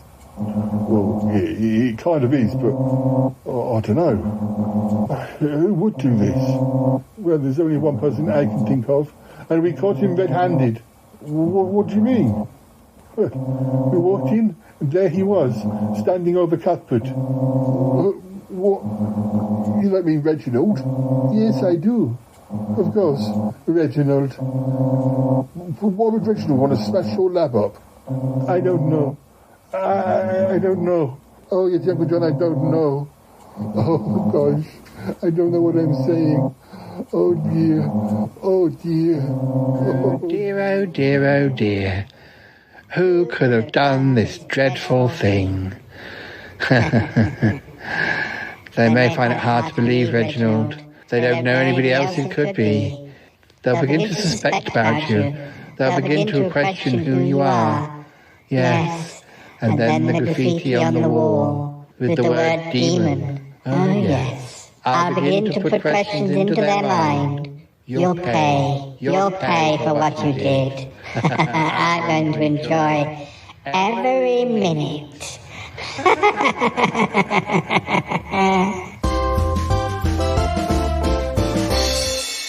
Next up we have episode 677, Paul, Martin and the 4th 70s Music Chatterfest. This, of course, isn't Sniffy Martin, but Martin Holmes. We talk a bit about some of the big and smaller stars of the music scene in 1977, talking about acts like David Soul, Kenny Rogers, Hot Chocolate, Donna Summer, the Jacksons, and one or two others. But let's see what the actual hits were. As the Jackson 5, right. So they did have quite a had quite a few. Well, they had. There was a cartoon series, wasn't there? Yeah. And so, again, that sort of telly exposure always sort of seems to lead to musical sales. I know the old Wombat Apple thing.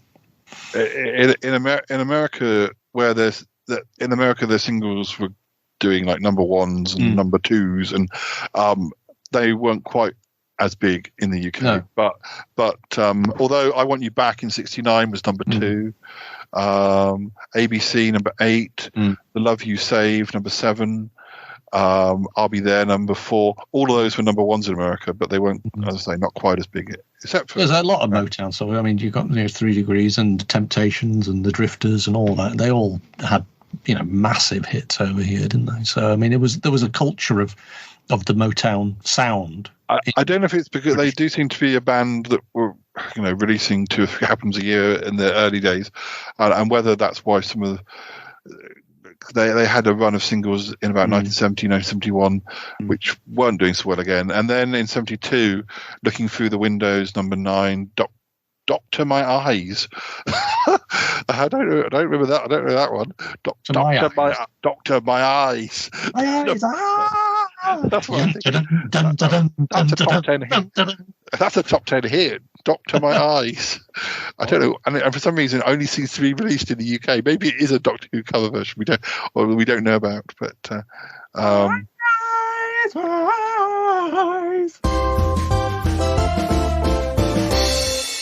next up, we have episode 678, Yeti Uncle John, writer director.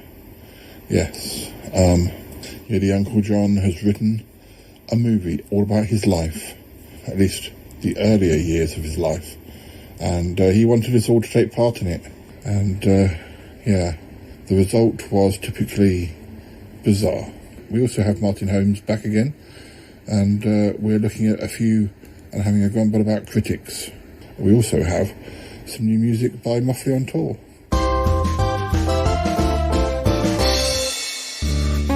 So, Paul, what's this scene about? I've not read it. This is one of the first scenes in the film. This is when Yeti Uncle Don, he's being recruited by some sort of strange underworld spy type organization, and he gets a report from the organization's computer. Oh, right. And this is meant to actually have happened? Well, I guess so. Well, obviously, this is where Brandon comes in. Who's Brandon? Oh, Cuthbert's friend. He's had to do all of Cuthbert's lines, of course. Oh, yes, of course. That's a shame. Yes, well, I think he'll do a good job, though. I hope so. Will you be quiet, please, Paul? I'm getting into the mood of the moment. Sorry, Yeti Uncle John. My name is Brandon. I will be standing in for Cuthbert today. It is quite an honor to be doing so. I am ready whenever you wish to begin. Did you want me to press start on the video camera? If you will, please. All right then, Brandon. You know what your lines are. So let's just get it recorded. Brandon action stations go go go exclamation. Okay, you got your finger on the start button, Paul? I have. I'll press it now. Cameras are rolling. All right, action. Yes, I've seen scene 1. Yes, right. Yeah, the Uncle Don. I have the results of your IQ test. Oh, thank you. I'm very privileged to be here. I'm very excited to learn whether I will be appropriate for your organisation. Well, Yeti Uncle Don, I am pleased to confirm that our tests show that you have the highest IQ of any person that we have ever met. Congratulations. Oh, really? Goodness, I am quite surprised. I knew I was a clever chap because my mother used to tell me so, but I didn't realise quite how much. Here is a printout with your IQ number listed on it. Oh, thank you very much, computer. Let me have a look. Good golly, that's a big number.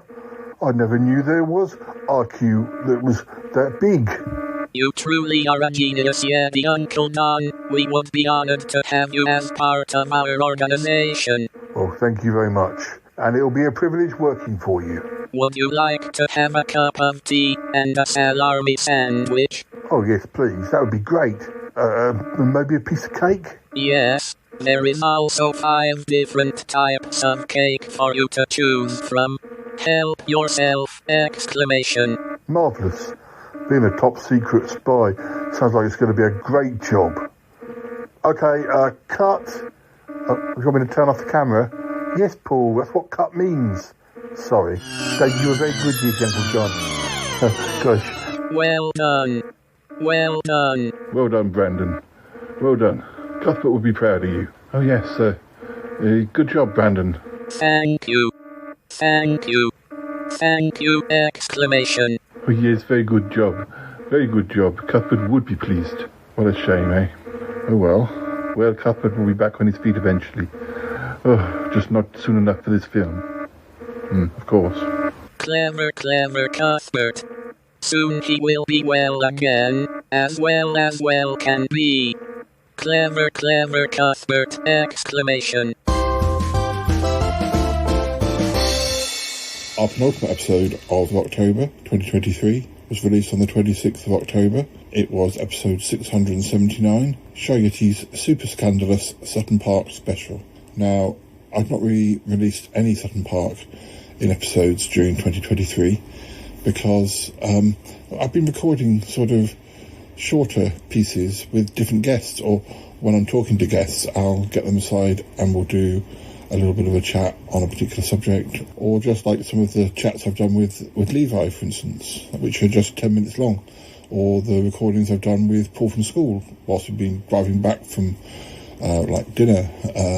They all work quite well as between scenes, sort of diversions, for want of a better word. And I thought, even though, you know, there had been no Sutton Park for several months, that there was so much to share. So I'd do at least one episode in 2023 that was entirely Sutton Park, and that's what I did. Randomly picking some scenes from April 1996, and this episode covers episodes 1310 to 1322. The good thing about Sutton Park, and I guess, you know, even the podcast itself, is that although the story is ongoing, you can watch or listen to just a few episodes and still find there's a little chunk of the story that almost exists as a short story in its own right. Now, our last episode of October was our Halloween episode for 2023. It was episode 680, Tricks, Treats and Furry Folk. And in this one we had Mateus, Darth Grizzly, over from Poland, and he went trick-or-treating with me, which also gave an excuse for him to meet up with some of the regulars. We also had additional help from both Harry and Gianluca, as they had some contributions to this episode as well. So, where are you off to next? Well, we can't stay for long because the taxi's still waiting outside for us. Oh, darling, is it Yeti Uncle John? No, he's playing cards with Cromitty back at the Magpie Hut. We already visited him. Oh, that's nice. So where are you going? Where are you going next? We're going to the music school to see Tallulah and Reginald and Martin, hopefully. Oh, darling, that would be lovely. Are you going to be wearing the same costume? Because, I mean, you don't look capable of walking at the moment. No. We've actually I hope the taxi driver doesn't mind. We brought our last costumes with us. We're doing a different costume for each person we visit, and so we're going to have to get changed. Oh, darling, I'm sure they won't mind. Yeah, I mean, I was going to say, could we get changed here? But I think it's probably best to get changed in the car because we are sort of time's getting on. Oh, darling, well, thank you for popping round. You're the only trick-or-treaters we've had all night, so you may as well have all the sweets. Ooh, that's good. Well, I'm glad you got to meet Darth,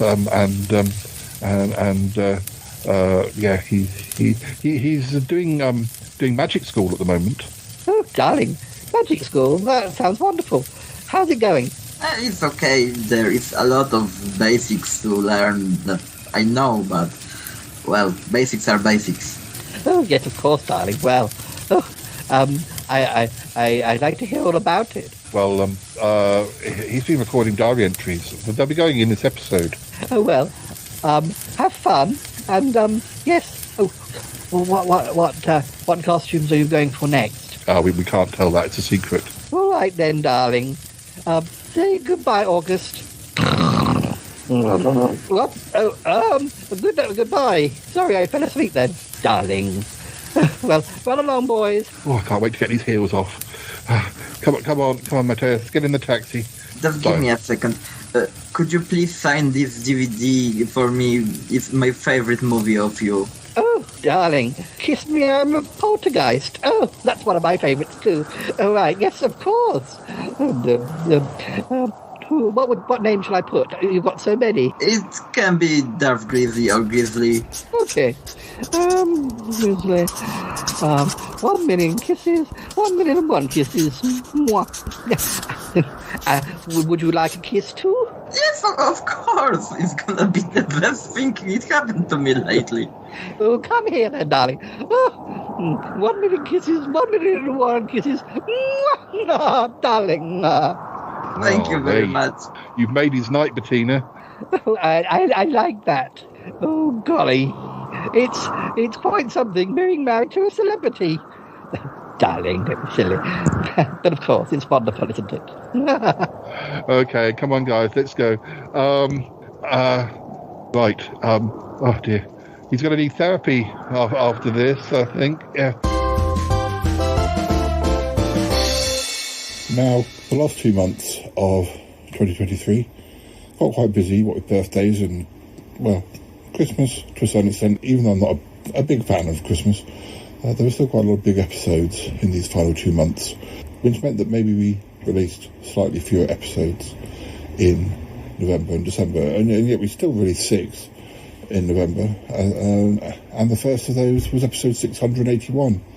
Paul and Toppy's incredible body swap debacle. I've been wanting to release this one for ages. This is one of those episodes that was recorded quite a while back, but because of certain things that happened in the episode, they had to wait until those things had occurred before I could release it. Yeah, basically, I became Toppy and Toppy became me, or something like that. Very difficult to do on audio, but we tried it, and I think it was quite an amusing episode.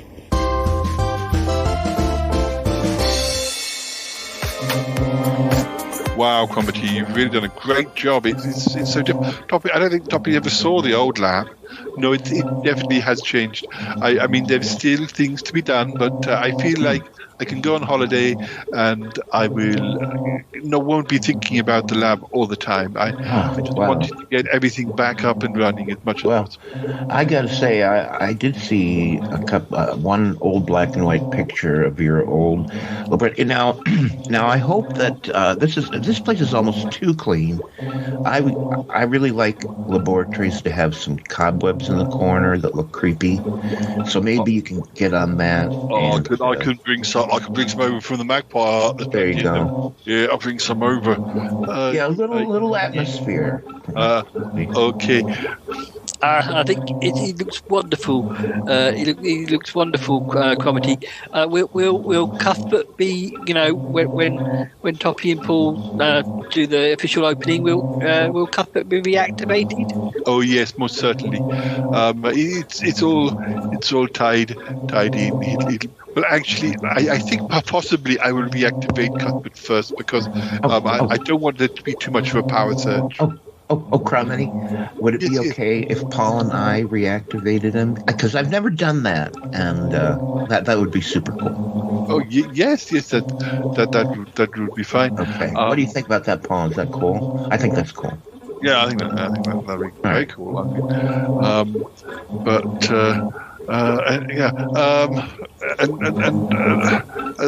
The food. We're going to have the food once we flick the switch, or as it were. I think that's the best way, don't you? Yes, I think so.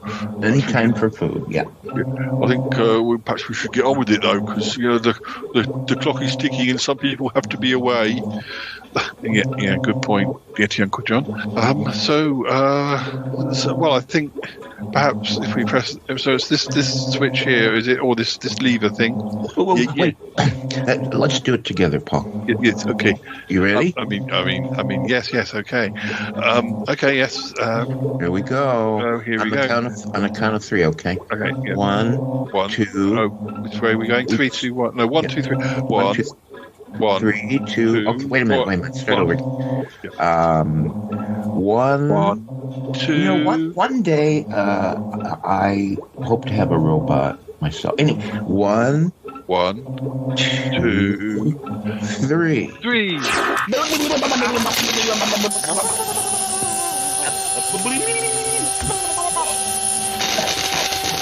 Oh my goodness, what's going on? Oh my goodness, they've been shocked. Oh no, oh golly, oh dear. Next up we have episode 682, A Century Worth of Wisdom with the Birthday Twins. In this one, Andy and I, my birthday twin, we just had a general natter about turning 50 and, imparting some of our wisdoms. And sort of working out some of the things that are important to us, where we ever cast adrift. It also ended up being one of our highest downloaded episodes of this end of the year, which was a very nice result. I guess some people think our wisdom is valuable. But what foods would you want to bring or have good access to? Well, I'm much more of a savoury person than a sweet person, so definitely, you know me and crisps. We've said this before, haven't we? Didn't we say something about being able to eat my whole body weight in crisps? It's in the title sequence. That would be that would be the number one. But just savoury snacks and salted peanuts and things like that. But with food, I'm quite adventurous. I'm quite open to try new things, and if we did go somewhere with different foods, then I'd want to embrace that and try it. I have been to a few buffets on other planets, and you have to avoid the you have to speak to a local and ask which ones. What do they recommend? Yeah, which they recommend, because sometimes they can be a little bit strong for our tastes, or a little bit. Well, it's just a different culture, isn't it? Yeah, but no one wants to spit out a mouthful of food at a party, so you want to be ready for it. But I would like access to curries. Yes, and maybe, I can make those. I can make those, and maybe like stews with dumplings and stuff like that. And I'm happy for you to eat as many crisps as you like, but I do expect a little bit more. Maybe a bit of quiche or a bit of or sort of sausage roll or Scotch eggs. Sausage roll's fine, but I'm not good with eggs. No, it's okay. I'll have those ones. It'll be fine. Save the egg for you. Yeah. Although, because we went through a stage in London. I don't know if it probably spread all over the country, where you could get sort of posh Scotch eggs, which would be like, or chorizo posh, but they'd be like £5 a go. And I think, oh, they did. Yeah, they did. What was it like? Quail's egg in black pudding and that's just nonsense, isn't it? It's just the expense. I'm not saying I wouldn't try it. It's just a way of them using some slightly quirky ingredients and charging more. Yeah, I've got a lonely quail wandering by, and they're like, "Oh, what can we do with that quail's egg?" He's just left there. Duck egg and like you say, duck egg and chorizo. It just doesn't work, does it? I don't like when they mess around with stuff like that. Our third episode, released on the 16th of November, was episode 683, Shy Yeti and the Fiery Phoenix Festival. This was another one that I've been wanting to do for a while. In fact, the Phoenix Festival was due to be happening last year, but I just didn't get round to it. And anyway, Tallulah got possessed by a demon, so yeah, it makes sense that things got postponed. And I'm glad it did, because, of course, now we record with Darth Grizzly on a regular basis, and he likes to be involved in magical stories. It was perfect to have him along as a guest, and he was able to take part in that episode. August. Oh, hello, Paul. How are you? I'm fine. I see you've been painting a lot. Having a good evening. I am, yes. Having a very good evening. Yes. Can I see some of the paintings, maybe? Oh, of course, yes. There's a few of them. I've got them here behind me. Yes. Listeners, we're this is like, I guess this is sometimes used as a cricket pavilion. And yeah, oh, it's very nice. It's like a little gallery. Oh, yes, Paul. As I paint a new one, I hang it up on the wall. Yeah, right. That's great. Oh, here comes your friend Grizzly. Yes, he's just been cuddling your wife. No, that's good. She likes a good cuddle. Sometimes I'm too busy. Grizzly, how are you doing? Are you well cuddled? Yes, I have now a lot of energy. Yeah, well, I think she gets energy from you. I think it works both ways. You look a bit like Dealey when he had catnip for the first time. Your eyes are all sort of glassy and you look like you're in heaven. But Grizzly, we've got to have a look at these paintings. We need to see whether August has painted anything that might give us a clue as to anyone who looks out of place, or if you look at the ones down this end, I'll look at the ones down. Yeah, just let me know if you see anything. On it. Oh my god, no. Yes, I wonder if that's what Cromitty meant. I mean, but would he do that? Grizzly, I think I've seen something. I've seen a familiar face that I didn't know was here. Look, this guy here in this painting, right? That's the guy Tremaine that I mentioned. You know, the one that's got the crush on Cromitty. Maybe this fits in with my idea that somehow it's not a big thief. It's somebody trying to impress somebody. Although, I mean, would Tremaine really go to that extent? I don't know. I mean, maybe there's more than one person involved. I'm not sure. Maybe he's working for somebody. Maybe Tremaine is a troubled character. We need to go and find Cromitty, just in case, because presumably, if Tremaine is responsible, and we have to kind of presume he is, as soon as the gates are open at the end of the festival, he'll want to be gone, I would have thought. I don't know. Are you getting any other feelings? I'm looking at one picture and it's pretty suspicious because I see Bettina with a very suspicious caged box, and it could be something that could seal a magic of friends for some time. And I didn't saw Bettina holding cannon box when we were cuddling. I mean, as I say, maybe there's more to it. This could be a distraction. I mean, we have to be very careful. It's a good thing you sealed the hatchery. It could just be a coincidence. Maybe Tremaine is independently doing something, but there could be a second person that's a lot more troubled and a lot more ambitious in their wickedry. Next up, we have episode 684, which was a diary episode. So, yeah, quite a long one. Shy Yeti's Furry Fantastic 50th Birthday Fandango.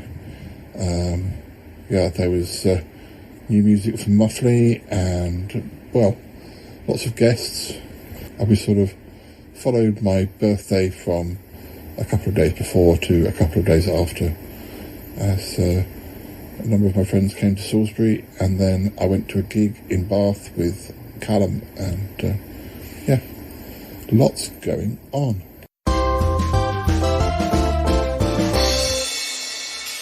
Listeners, I'm here with Nick and Ali and Callum and Hello again. Harry. Oh, Harry's just there. Harry's there. Hello, Harry. Hello, Harry. How are you? I'm all right. What? I'm confused about myself. I'm beginning to wonder whose birthday it is. This is what happens when you hit 50. I know. You hear all these things. I'm 55, don't you know? I'm going to be stepping very carefully. I'm the Saga holiday. You've got the over 50 plan, you've got the Saga holiday. Harry's brought me a big baboon. Oh no, a balloon. A balloon. That's me, I have there's a baboon in my bed at your house. Wow. Well, it's a small gorilla. You promised you wouldn't say. He was very well behaved last night, the gorilla. Don't try to molest you too much. Grill and Doggy were very well behaved. They didn't fall on me in the night. And then Doggy came from the Whittakers, didn't they? Yeah. Oh look, I'm getting. Put your arse back now. I'm getting Red Lion guest Wi-Fi now. Backside out there. Oh, you can sit down there. Yeah, but I have had it in my room before now, as it were. You'll have to just kick it. Welcome back to Salisbury. Yeah. It's been a while. Has it changed slightly?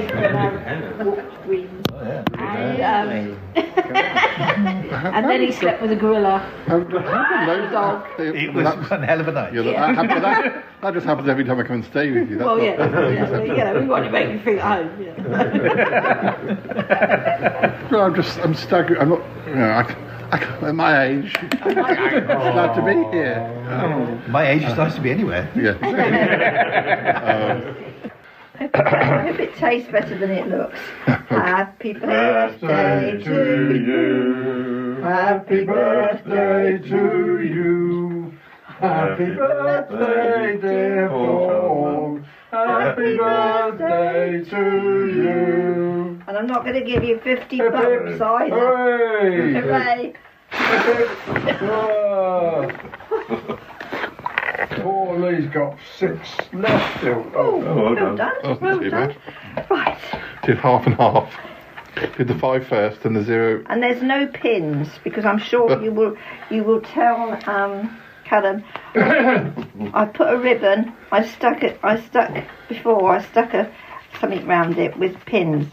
He found he got a pin in his mouth. He's trying to get rid of me. I came back victorious. Christmas cake with a frill round it. He says there's no pins in it, is it? Could have been so much worse. Next up was episode 685, when Toppy Smelly kinda met Ozzy. Now, this was another episode, of course, with Toppy, and Toppy had actually messaged me and said how much he liked Ozzy, the talking duck, Ozymandias, one of the latest additions to the cast. And I was very pleased to hear that. I wasn't sure how much Ozzy was going to be on the show. He comes and goes, but he's always out there somewhere. Anyway, I wanted to do an episode with Toppy where he met Ozzy, but unfortunately the day that we were recording, I didn't have the sort of privacy I needed to allow Ozzy on set, and so that's why Ozzy's appearance became sort of part of the story, that we didn't know where he was, and then he showed up at the end. But yeah, Ozzy and Toppy did meet in person on a later episode, but really at some point we do need to do a proper episode when they're both together a lot more. Right, here we have the magpie hut. Yes. Toppy. Yeah, Cramity. You know that I love Yeti Uncle John, and you know that I adore his magpies, right? Yes. But even well, it's been 2 hours, and yes, I've had fun listening to your magpies. And they do seem to be getting quite angry. And it's just that even I, after 2 hours, where is that duck? I'm here. It's me, Ozzy. Quack, quack, quack. Oh, Ozzy. Yeti Uncle John, what are you doing? Shut up. We'll tell you what's happened later. Ozzy, Quick. Quick. Ozzy, you are not what I expected at all. Sorry I'm late. You're so hairy. That's not feathers. I'm sorry I'm later than I was expecting to be. Yeah, but anyways, I'm glad. I've been waiting forever to meet you. Wait a minute. Quick. Comedy. Quick. Yeti, Uncle John. Quick. You're not the duck. Quick. Did you really think? Oh, now I'm getting just a little peeved. Where's Ozzy? Why are you pretending to be Ozzy? Why isn't Ozzy here? All right. It was a bit unfortunate. Comedy. I'm going to have to tell him the full story. Yeah, full story, please. Toppy, we didn't want to disappoint you. Ozzy was supposed to be back yesterday, and yet we couldn't get through to him. He's been on a career trip, but he's back in the country. But couldn't get hold of him. But you guys knew I was coming to see Ozzy. Yes, exactly. And then we heard how bad your trip had been, that we felt bad, that but it was kind of difficult to know what to do. Our final episode of November 2023 was episode 686, A Bird's Eye View of Yeti Uncle John. Now, I really enjoyed recording this one. It was 4, 5, 6 different sketches with Yeti Uncle John. I forget now, but I just had lots of little ideas for little scenes with Yeti Uncle John as the central character. How he interacted with Property or with Ozzy, with Tallulah and Bettina, and even with Levi. And I enjoyed recording those. I didn't sort of have a lot of plans for what was going to be said. So there's one with a takeaway menu, and I just used that as the basis for the conversation. And another one was bringing over a casserole, or doing a dance, or Levi being unwell. All from the viewpoint of the magpies, of course. Well, I just wanted to call you because I've been thinking of some new pies. Oh, yes? That sounds interesting. New pies, you say? What, new recipes? Yes, Uncle John. New recipes. Yes. Oh, very yummy. I just wanted to ask your opinion, though. Ask my opinion? Why don't you invite me over for a taste test? Well, yes, maybe, but I just wanted to, tell you some of the flavours, and you can tell me whether it's something you would eat. All right. Go on, then. Tell me. Yes, well, what about rosehip, mango, and a goose? Rosehip, mango, and a goose. So what is that, then? That started off sounding like a sweet pie, and then it turned into a meat pie. Yes, well, some of these birds, they need to be savoured in a, almost a sweet sauce. But no, that is a savoury pie. All right. A goose. I don't know. I reckon goose can be okay. I can't say I've had it a great deal. I'd be intrigued. Let's say that. All right. Yeti Uncle John. Here is my next pie. Go ahead. Well, flies, dust, and a twig. Flies, dust, and a twig.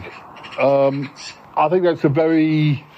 I think that is a very unique sounding pie, but I think it might appeal to quite a limited range of people.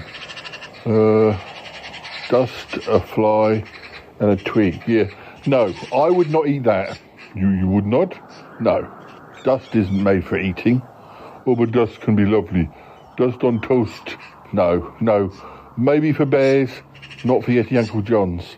And I wouldn't eat a twig. Too dry. And what was the other thing? Flies? No. You're not meant to eat flies. flies go buzzing around cows' bottoms for a start. Yes, that's true. You say that like it's a bad thing. It is a very bad thing, Charlie. Sorry. And so we reach our final month of 2023, December. And, we released, 5 episodes this month, not including the review episodes, this episode, for instance, but 5 separate episodes, and all quite big episodes, particularly the last 4. The first one, though, episode 687, was Not As Shy As I Was, the 10th anniversary special, looking back at a book I wrote for my 40th birthday, or, around that time, and reading pieces from that. Probably one of my favourite collections I ever wrote. A lot of poems in there that I performed either at shows or did videos for, because it, even though it was released in 2013, it was being written in 2012, and I was making a lot of videos, and I enjoyed performing those ones again. It's nice to have them all in one place. Next up, we have episode 688. Shy Yeti returns to Vegas. He should be so lucky, lucky, lucky, lucky. I've been planning this one since, I'm planning it for a while, partly because I'm a Kylie fan, partly because it's been a very good year for Kylie. She had a new album. She actually had a single in the top 10, which just doesn't happen these days, not for singers in their 50s who've been around for years. I kind of wanted to mark that. And she also had a residency in Vegas, and although there was no way I could have gone, not really, I thought that would be a good setting. I've been to Vegas 3 times. I've often talked about that, and also one of my trips was in December, so I just thought, I could sort of picture it. Not that mattered a great deal, but I managed to get 3 different American voices, Adam from Power Monkeys, Jay the Haunt Cub, and of course Toppie Smelly joined me, and Cromitty and Yeti Uncle John in Vegas. And I first mentioned this during the live show. In fact, that's when the tickets were passed to me, and that was sort of something that happened back in September. So I've been mentioning this one on and off, and it was sort of connected to my birthday, being that it was a birthday present. And we were also able to have Darth Grizzly in that episode in a number of different ways. And this is actually the episode where Toppie spoke about finally getting to meet Ozzy in person, and only ended up being a little cameo, but I wanted to kind of get that done and dusted to a certain extent before the end of the year, and knowing that we would most probably come back to it at some other point.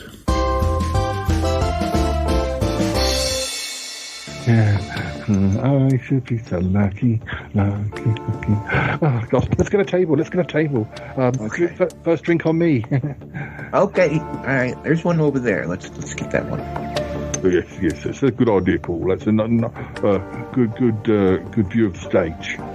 Yes, sir. Maybe if you have a whole lot of drinks, Paul, you'll really enjoy this much better than you think you're going to. I don't think I could be more excited than if Kylie was sitting on the table with us. Okay. Dear. Wow. Hello, barman. Hello. Hello. I wonder, could I get myself a cosmopolitan, please? I do love your bar. It's so nice. I mean, the whole venue is great and wonderful.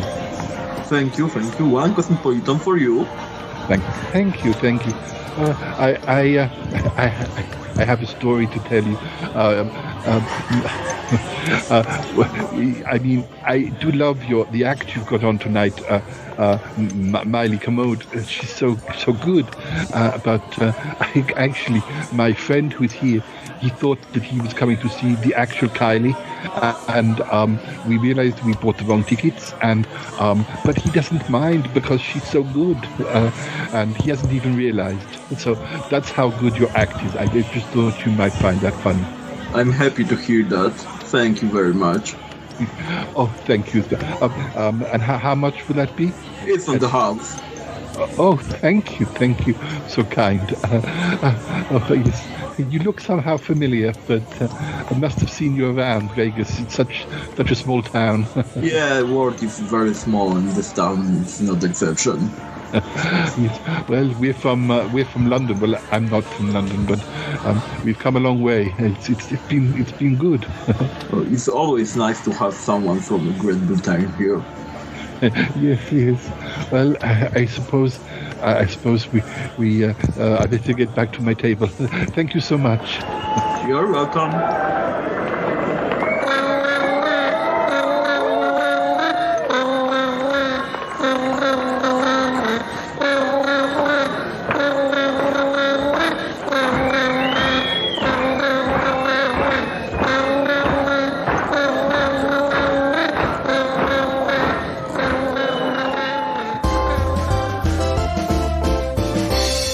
Next up was episode 689, Reginald Pipes' Scary School Reunion.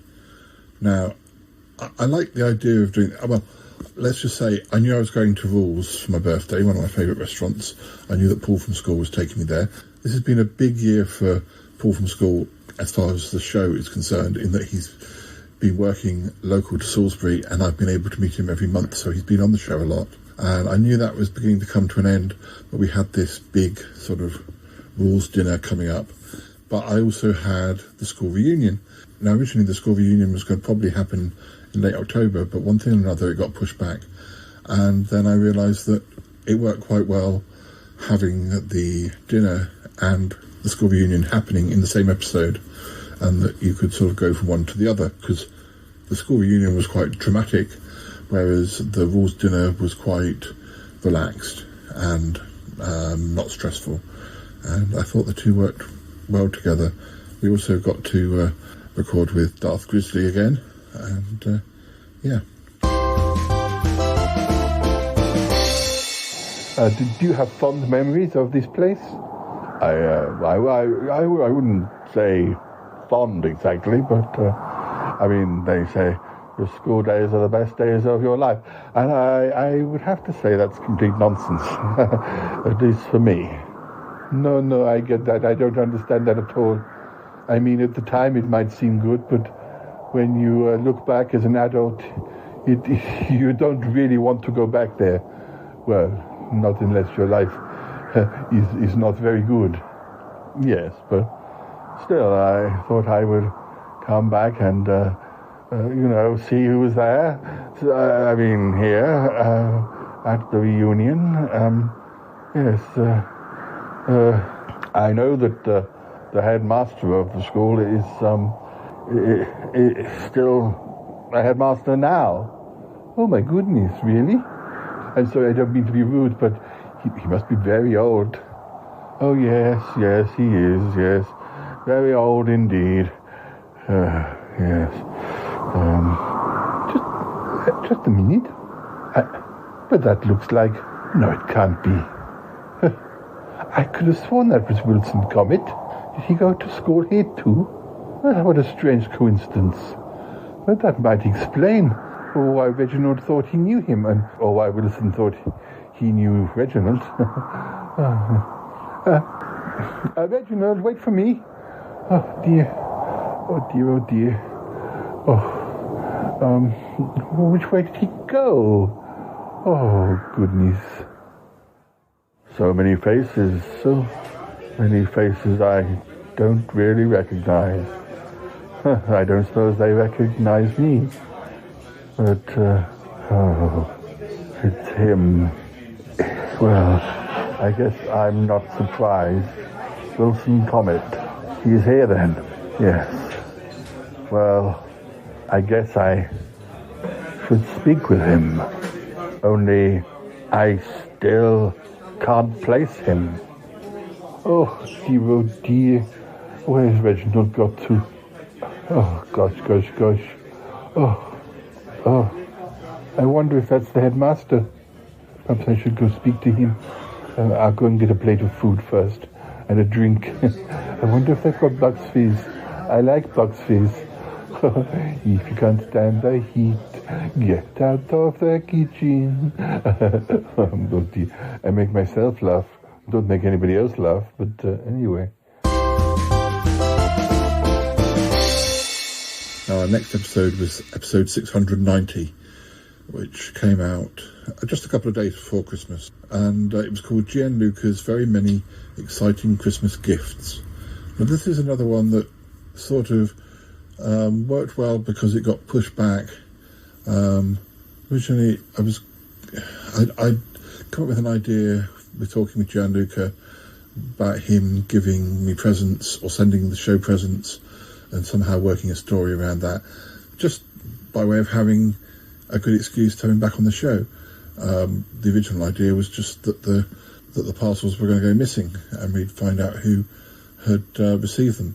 We did start to record it. I think one of the messages in that episode was part of the original recording session, but then I think we came up with the idea of doing the question and answers with Gianluca, so that came to the front of the queue, and we did that first, as there were lines and things that needed to be recorded, and it was a bit more preparation was needed. So of course the gifts, rather than say just random gifts or birthday gifts, became Christmas gifts. And although at one point the Kylie episode was kind of a bit Christmassy, and the visit to Rules was sort of Christmassy, only you couldn't see it. In real life, it was an extremely Christmassy location. This episode with the Christmas gifts sort of became the Christmas special because somewhere along the way, we'd also had Gianluca playing the character of Boo, and I wanted to bring him back on a semi-regular basis as a companion for Douglas, the butler, and I decided that, yes, we'd be dealing with the Christmas gifts, but then there'd also be a scene with Douglas and Boo at the end, and which also allowed me to use the music box, because Gianluca had sent me the recording of that, and I'd always got in my head I wanted to do something with some sort of cursed or haunted music box. So that music box actually belongs to Gianluca's family.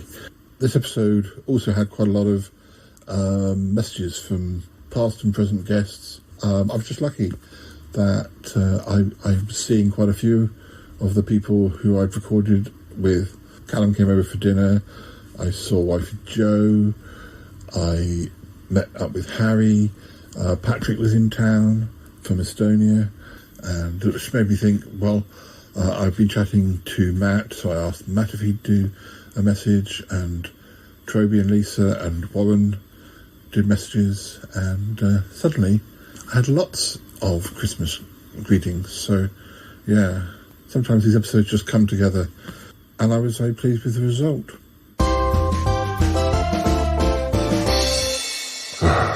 Oh dear.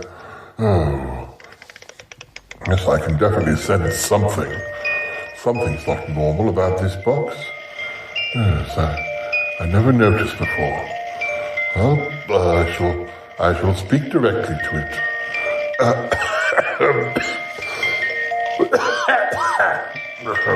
Yes. Oh dear. It's not easy to knock on the door of a music box when you're a ghost. I may have to say it. Knock, knock, knock. Tap, tap, tap. Hello. Hello. It's no good ignoring me. Now listen here, Spirit. I know that you're possessing this music box. I demand that you reveal yourself. Come on now. Show yourself. I will count to 3, and you will emerge. 1, 2,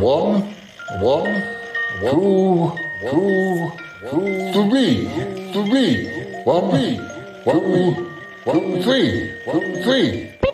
All right. I was only having a little fun. Oh my, good grief. Who is that? Who are you? You startled me. Ah, come on now, Douglas. Don't tell me you've forgotten me already. It's me, your old friend, Boo.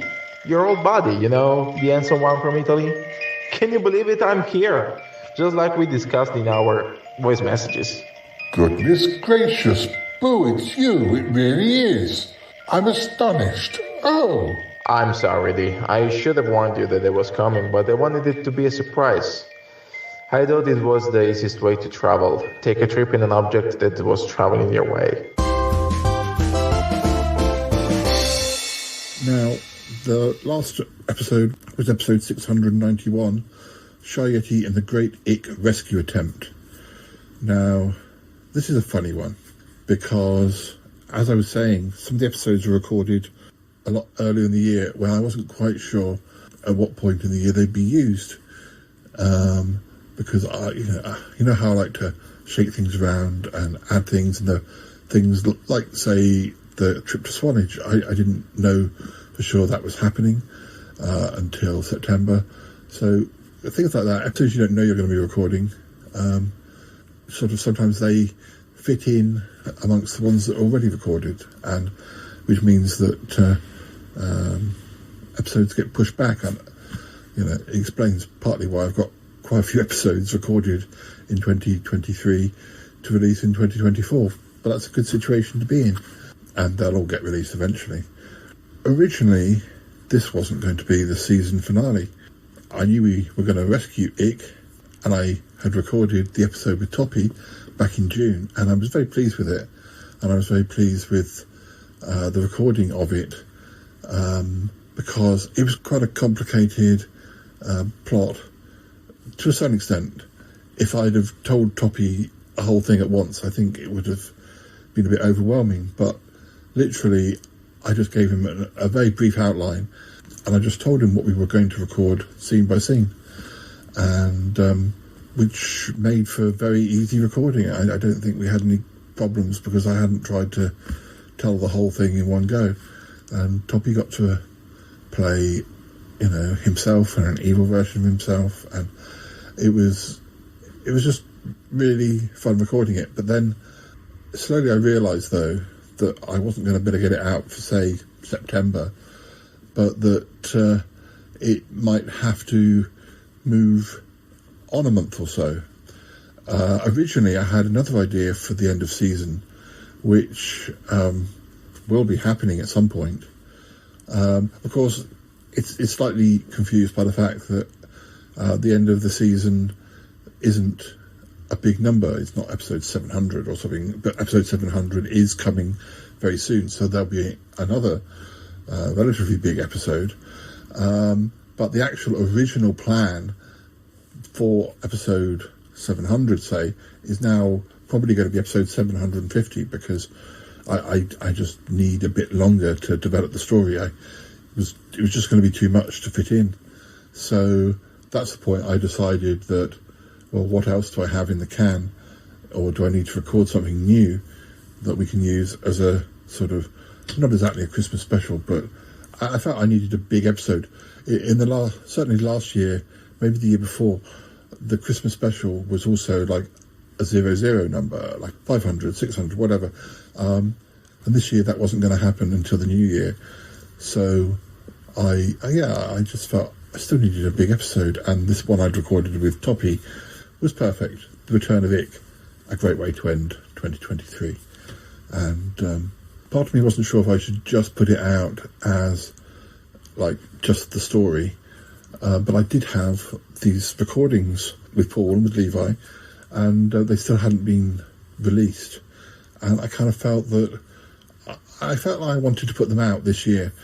And also, as the episode involved travelling, and when you travel there's lots of boring bits, I still felt that I needed extra material in the episode. So those recordings with Levi and Paul and with Martin Holmes became the extra material, additional material in this episode. And we cover quite a lot of things. Levi gets to meet the regulars. I read some poems. We discuss food. We discuss films. We discuss puppets. And and Levi even takes over at one point.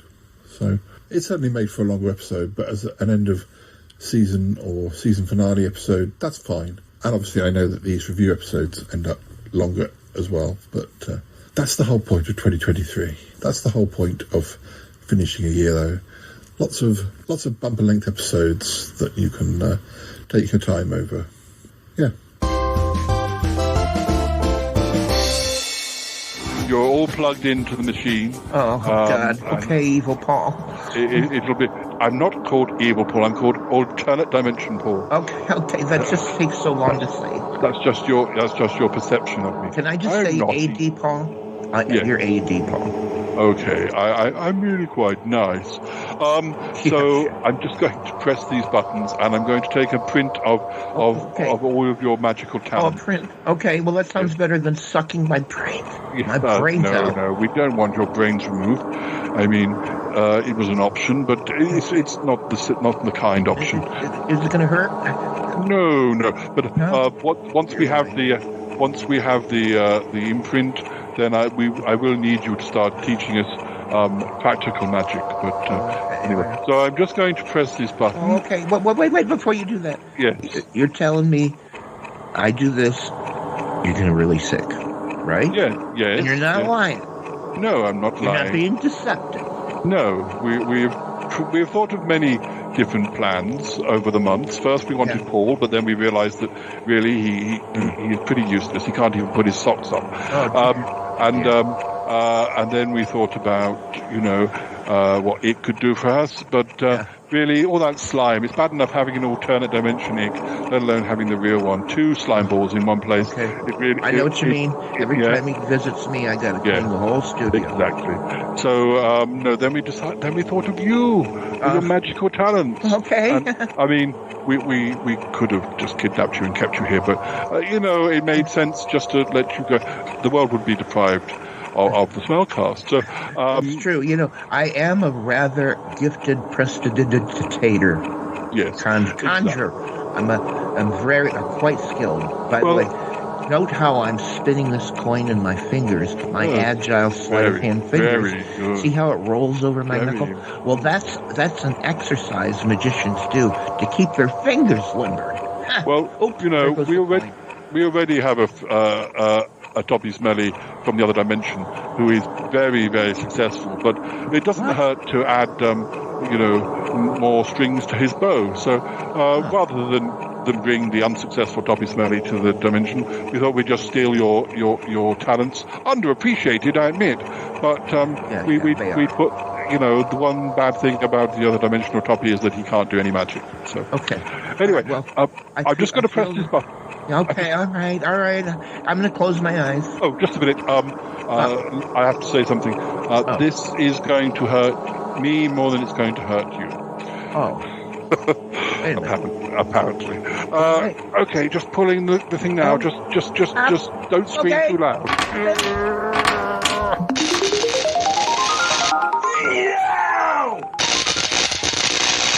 That hurt. So pretty much that was 2023. I always find that something happens when I'm recording. Things change, things evolve, you meet new people. But this year has been pretty exceptional with all these new voices. I have got out a little bit more and recorded out and about more than I had perhaps in the last 2 or 3 years. I mean, some of that was the pandemic, some of that was my aches and pains. But we went on a boat with Harry, we went to Swanage, we went to Bath. I was out and about with Levi on occasion. I had a guest from Estonia, Patrick, and we went out and about a bit then. It's not up to my old standards of travelling about, but we did do more.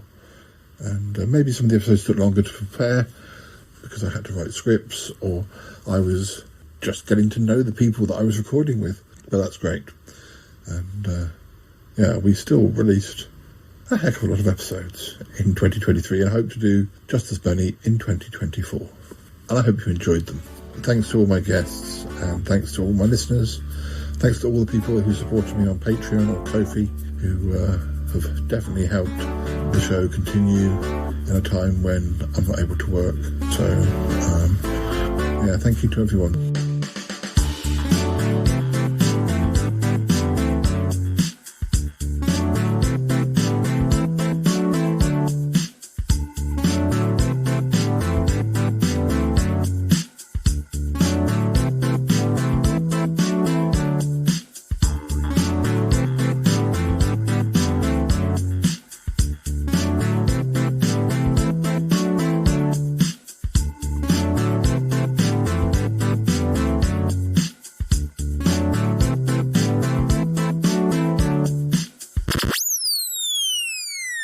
Well, listeners, that's all we've got time for.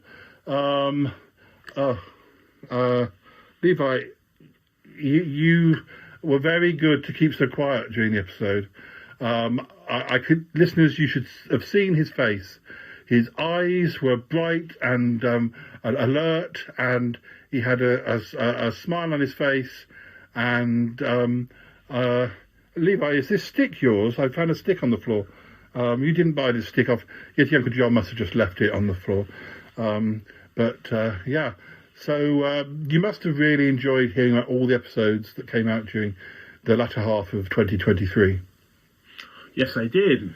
It was fun. It was fun. Listeners, it was fun. I bet you found it fun. I'm very pleased that in 2023 we had so many new guests from all over the world, and Levi was one of those guests from all over the world. Not all over the world. He was just from a part of the world, but you know what I mean. Anyway, so all I can say is it's been such fun doing the show in 2023, and I'm looking forward to more in 2024. And hopefully Levi will be appearing in episodes in 2024 as well. That's if his manager doesn't put his fees up too much and price him out of the market. I hope that won't happen, Levi. You will come back on the show, won't you? Oh, definitely. Good. I love the Shy podcast. The Shy Life podcast. Oh, sorry, the Shy Life. He loves the Shy Life podcast. That's right. Okay, let's go. We have to go. So you take care. Okay, bye-bye for now. All right, bye-bye. Bye-bye.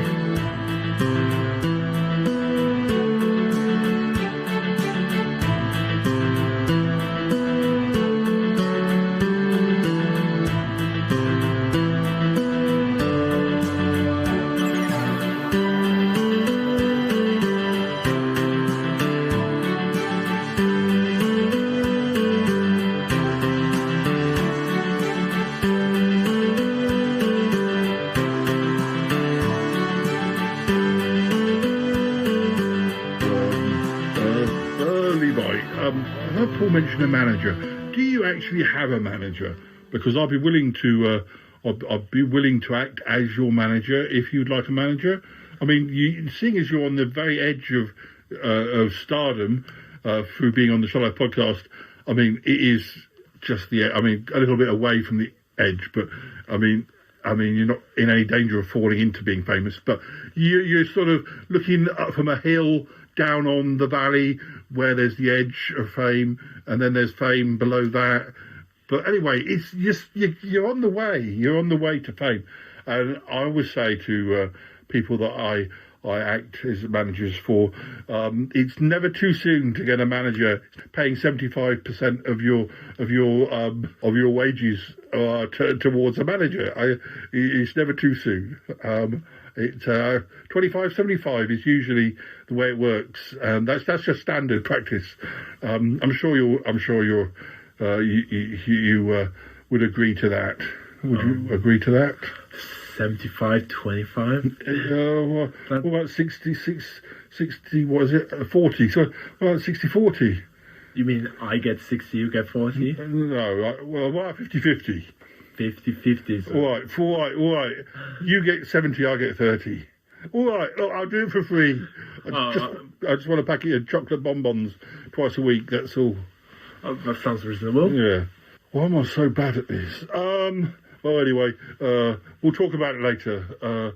We'll negotiate your contract. I'll get you all the best terms. I'll get you a new pair of shoes and a sausage dog, whatever you want. All right. I can hear the theme tune. I better get out of here. Hey, Uncle John, what are you doing talking to Levi? I'm not. I'm going. Oh dear. What's going on? I gotta go now. Bye. Gotta go.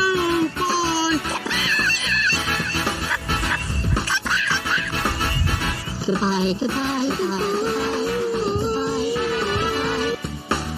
It's been good, but yeah, definitely time to come home now.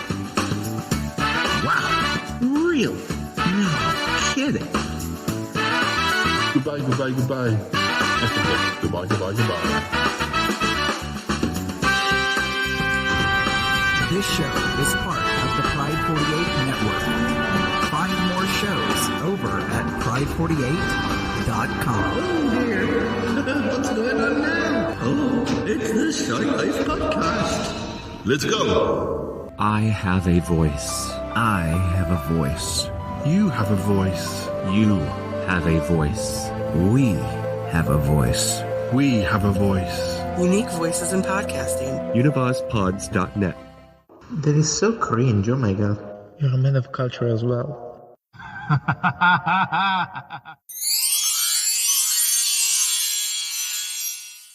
Hello, it's me, Gromity. Levi, I do hope that Yeti Uncle John hasn't been bothering you. I really must say, Yeti Uncle John is a great friend of mine, but he is not a good person to have as a manager. I think, really, there is no need for you to have a manager because you will see very little money. This is a job of love, a job of love. You might get a cup of coffee and a biscuit, and if you're lucky, perhaps, you might get, well, let me think of the story that, Dealey the cat. Dealey the cat has friends in Japan, and Dealey the cat has merchandise, and Dealey the cat has his face on a clock on the wall of a fan from from across the world. Lots of listeners. So I think that is a kind of fame, and it's a fame that I believe that there is there are some beer mats with my face on that a lady in Copenhagen has. She's my only fan.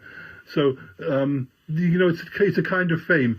So what can I say?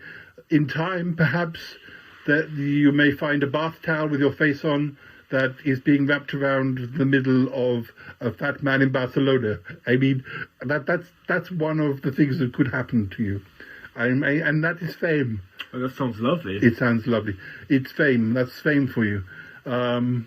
Get yourself on merchandise, even if only one person buys it. It's still merchandise, and it's like their family. The lady in Copenhagen. Sometimes she sends me messages on Instagram. I did have to block her actually, but she was very nice, at least for the first 6 months. Then she started sending messages where she was screaming.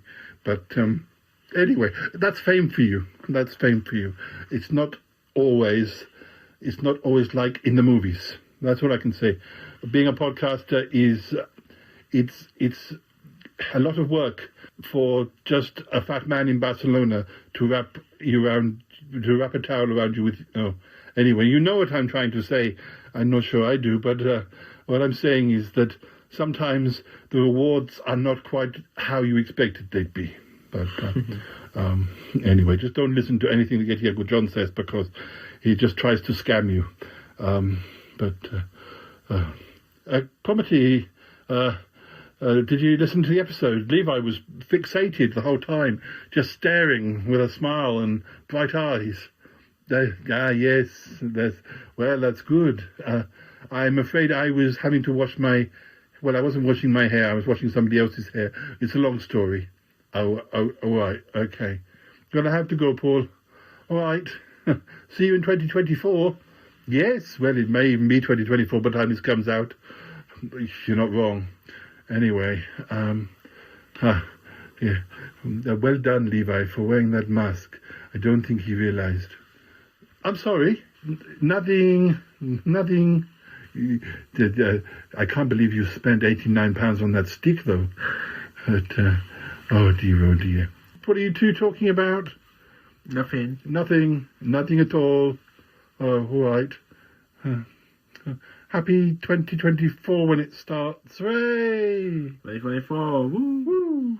Oh, yes. Woo!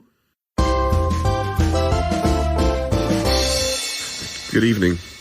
Here at the beach in Les Tablettes, it's a lovely December evening. A tad cold, but nothing compared to the UK, so it's bearable. And so we're just having, well, a promenade by the promenade, and we're going to eat soon. And yeah, it's very nice and quiet and relaxing and very different to how it is in the summer, obviously. But it's a lovely resort. Westerblett and Les Mer. Obviously unbiased, but it's great. I mean, a good sign of a resort is that a lot of the Frenchies come here. So, yeah, it's lovely. And I'm very lucky to have family here now. So, yes, my main issue tonight is what pizza I'm going to have. We shall see. I'll try and leave you with a bit of the sea.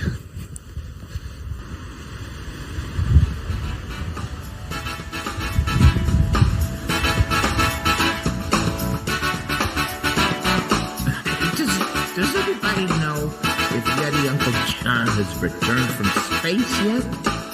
Is he still out there? You know, I haven't been on Paul the Shy Yeti's little podcast in a long time.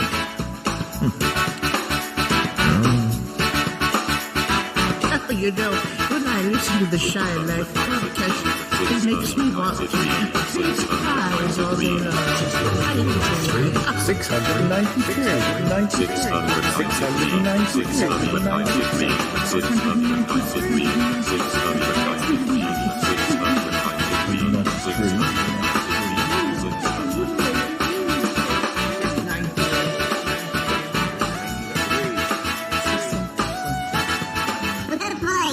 He's got all that shy, it's great.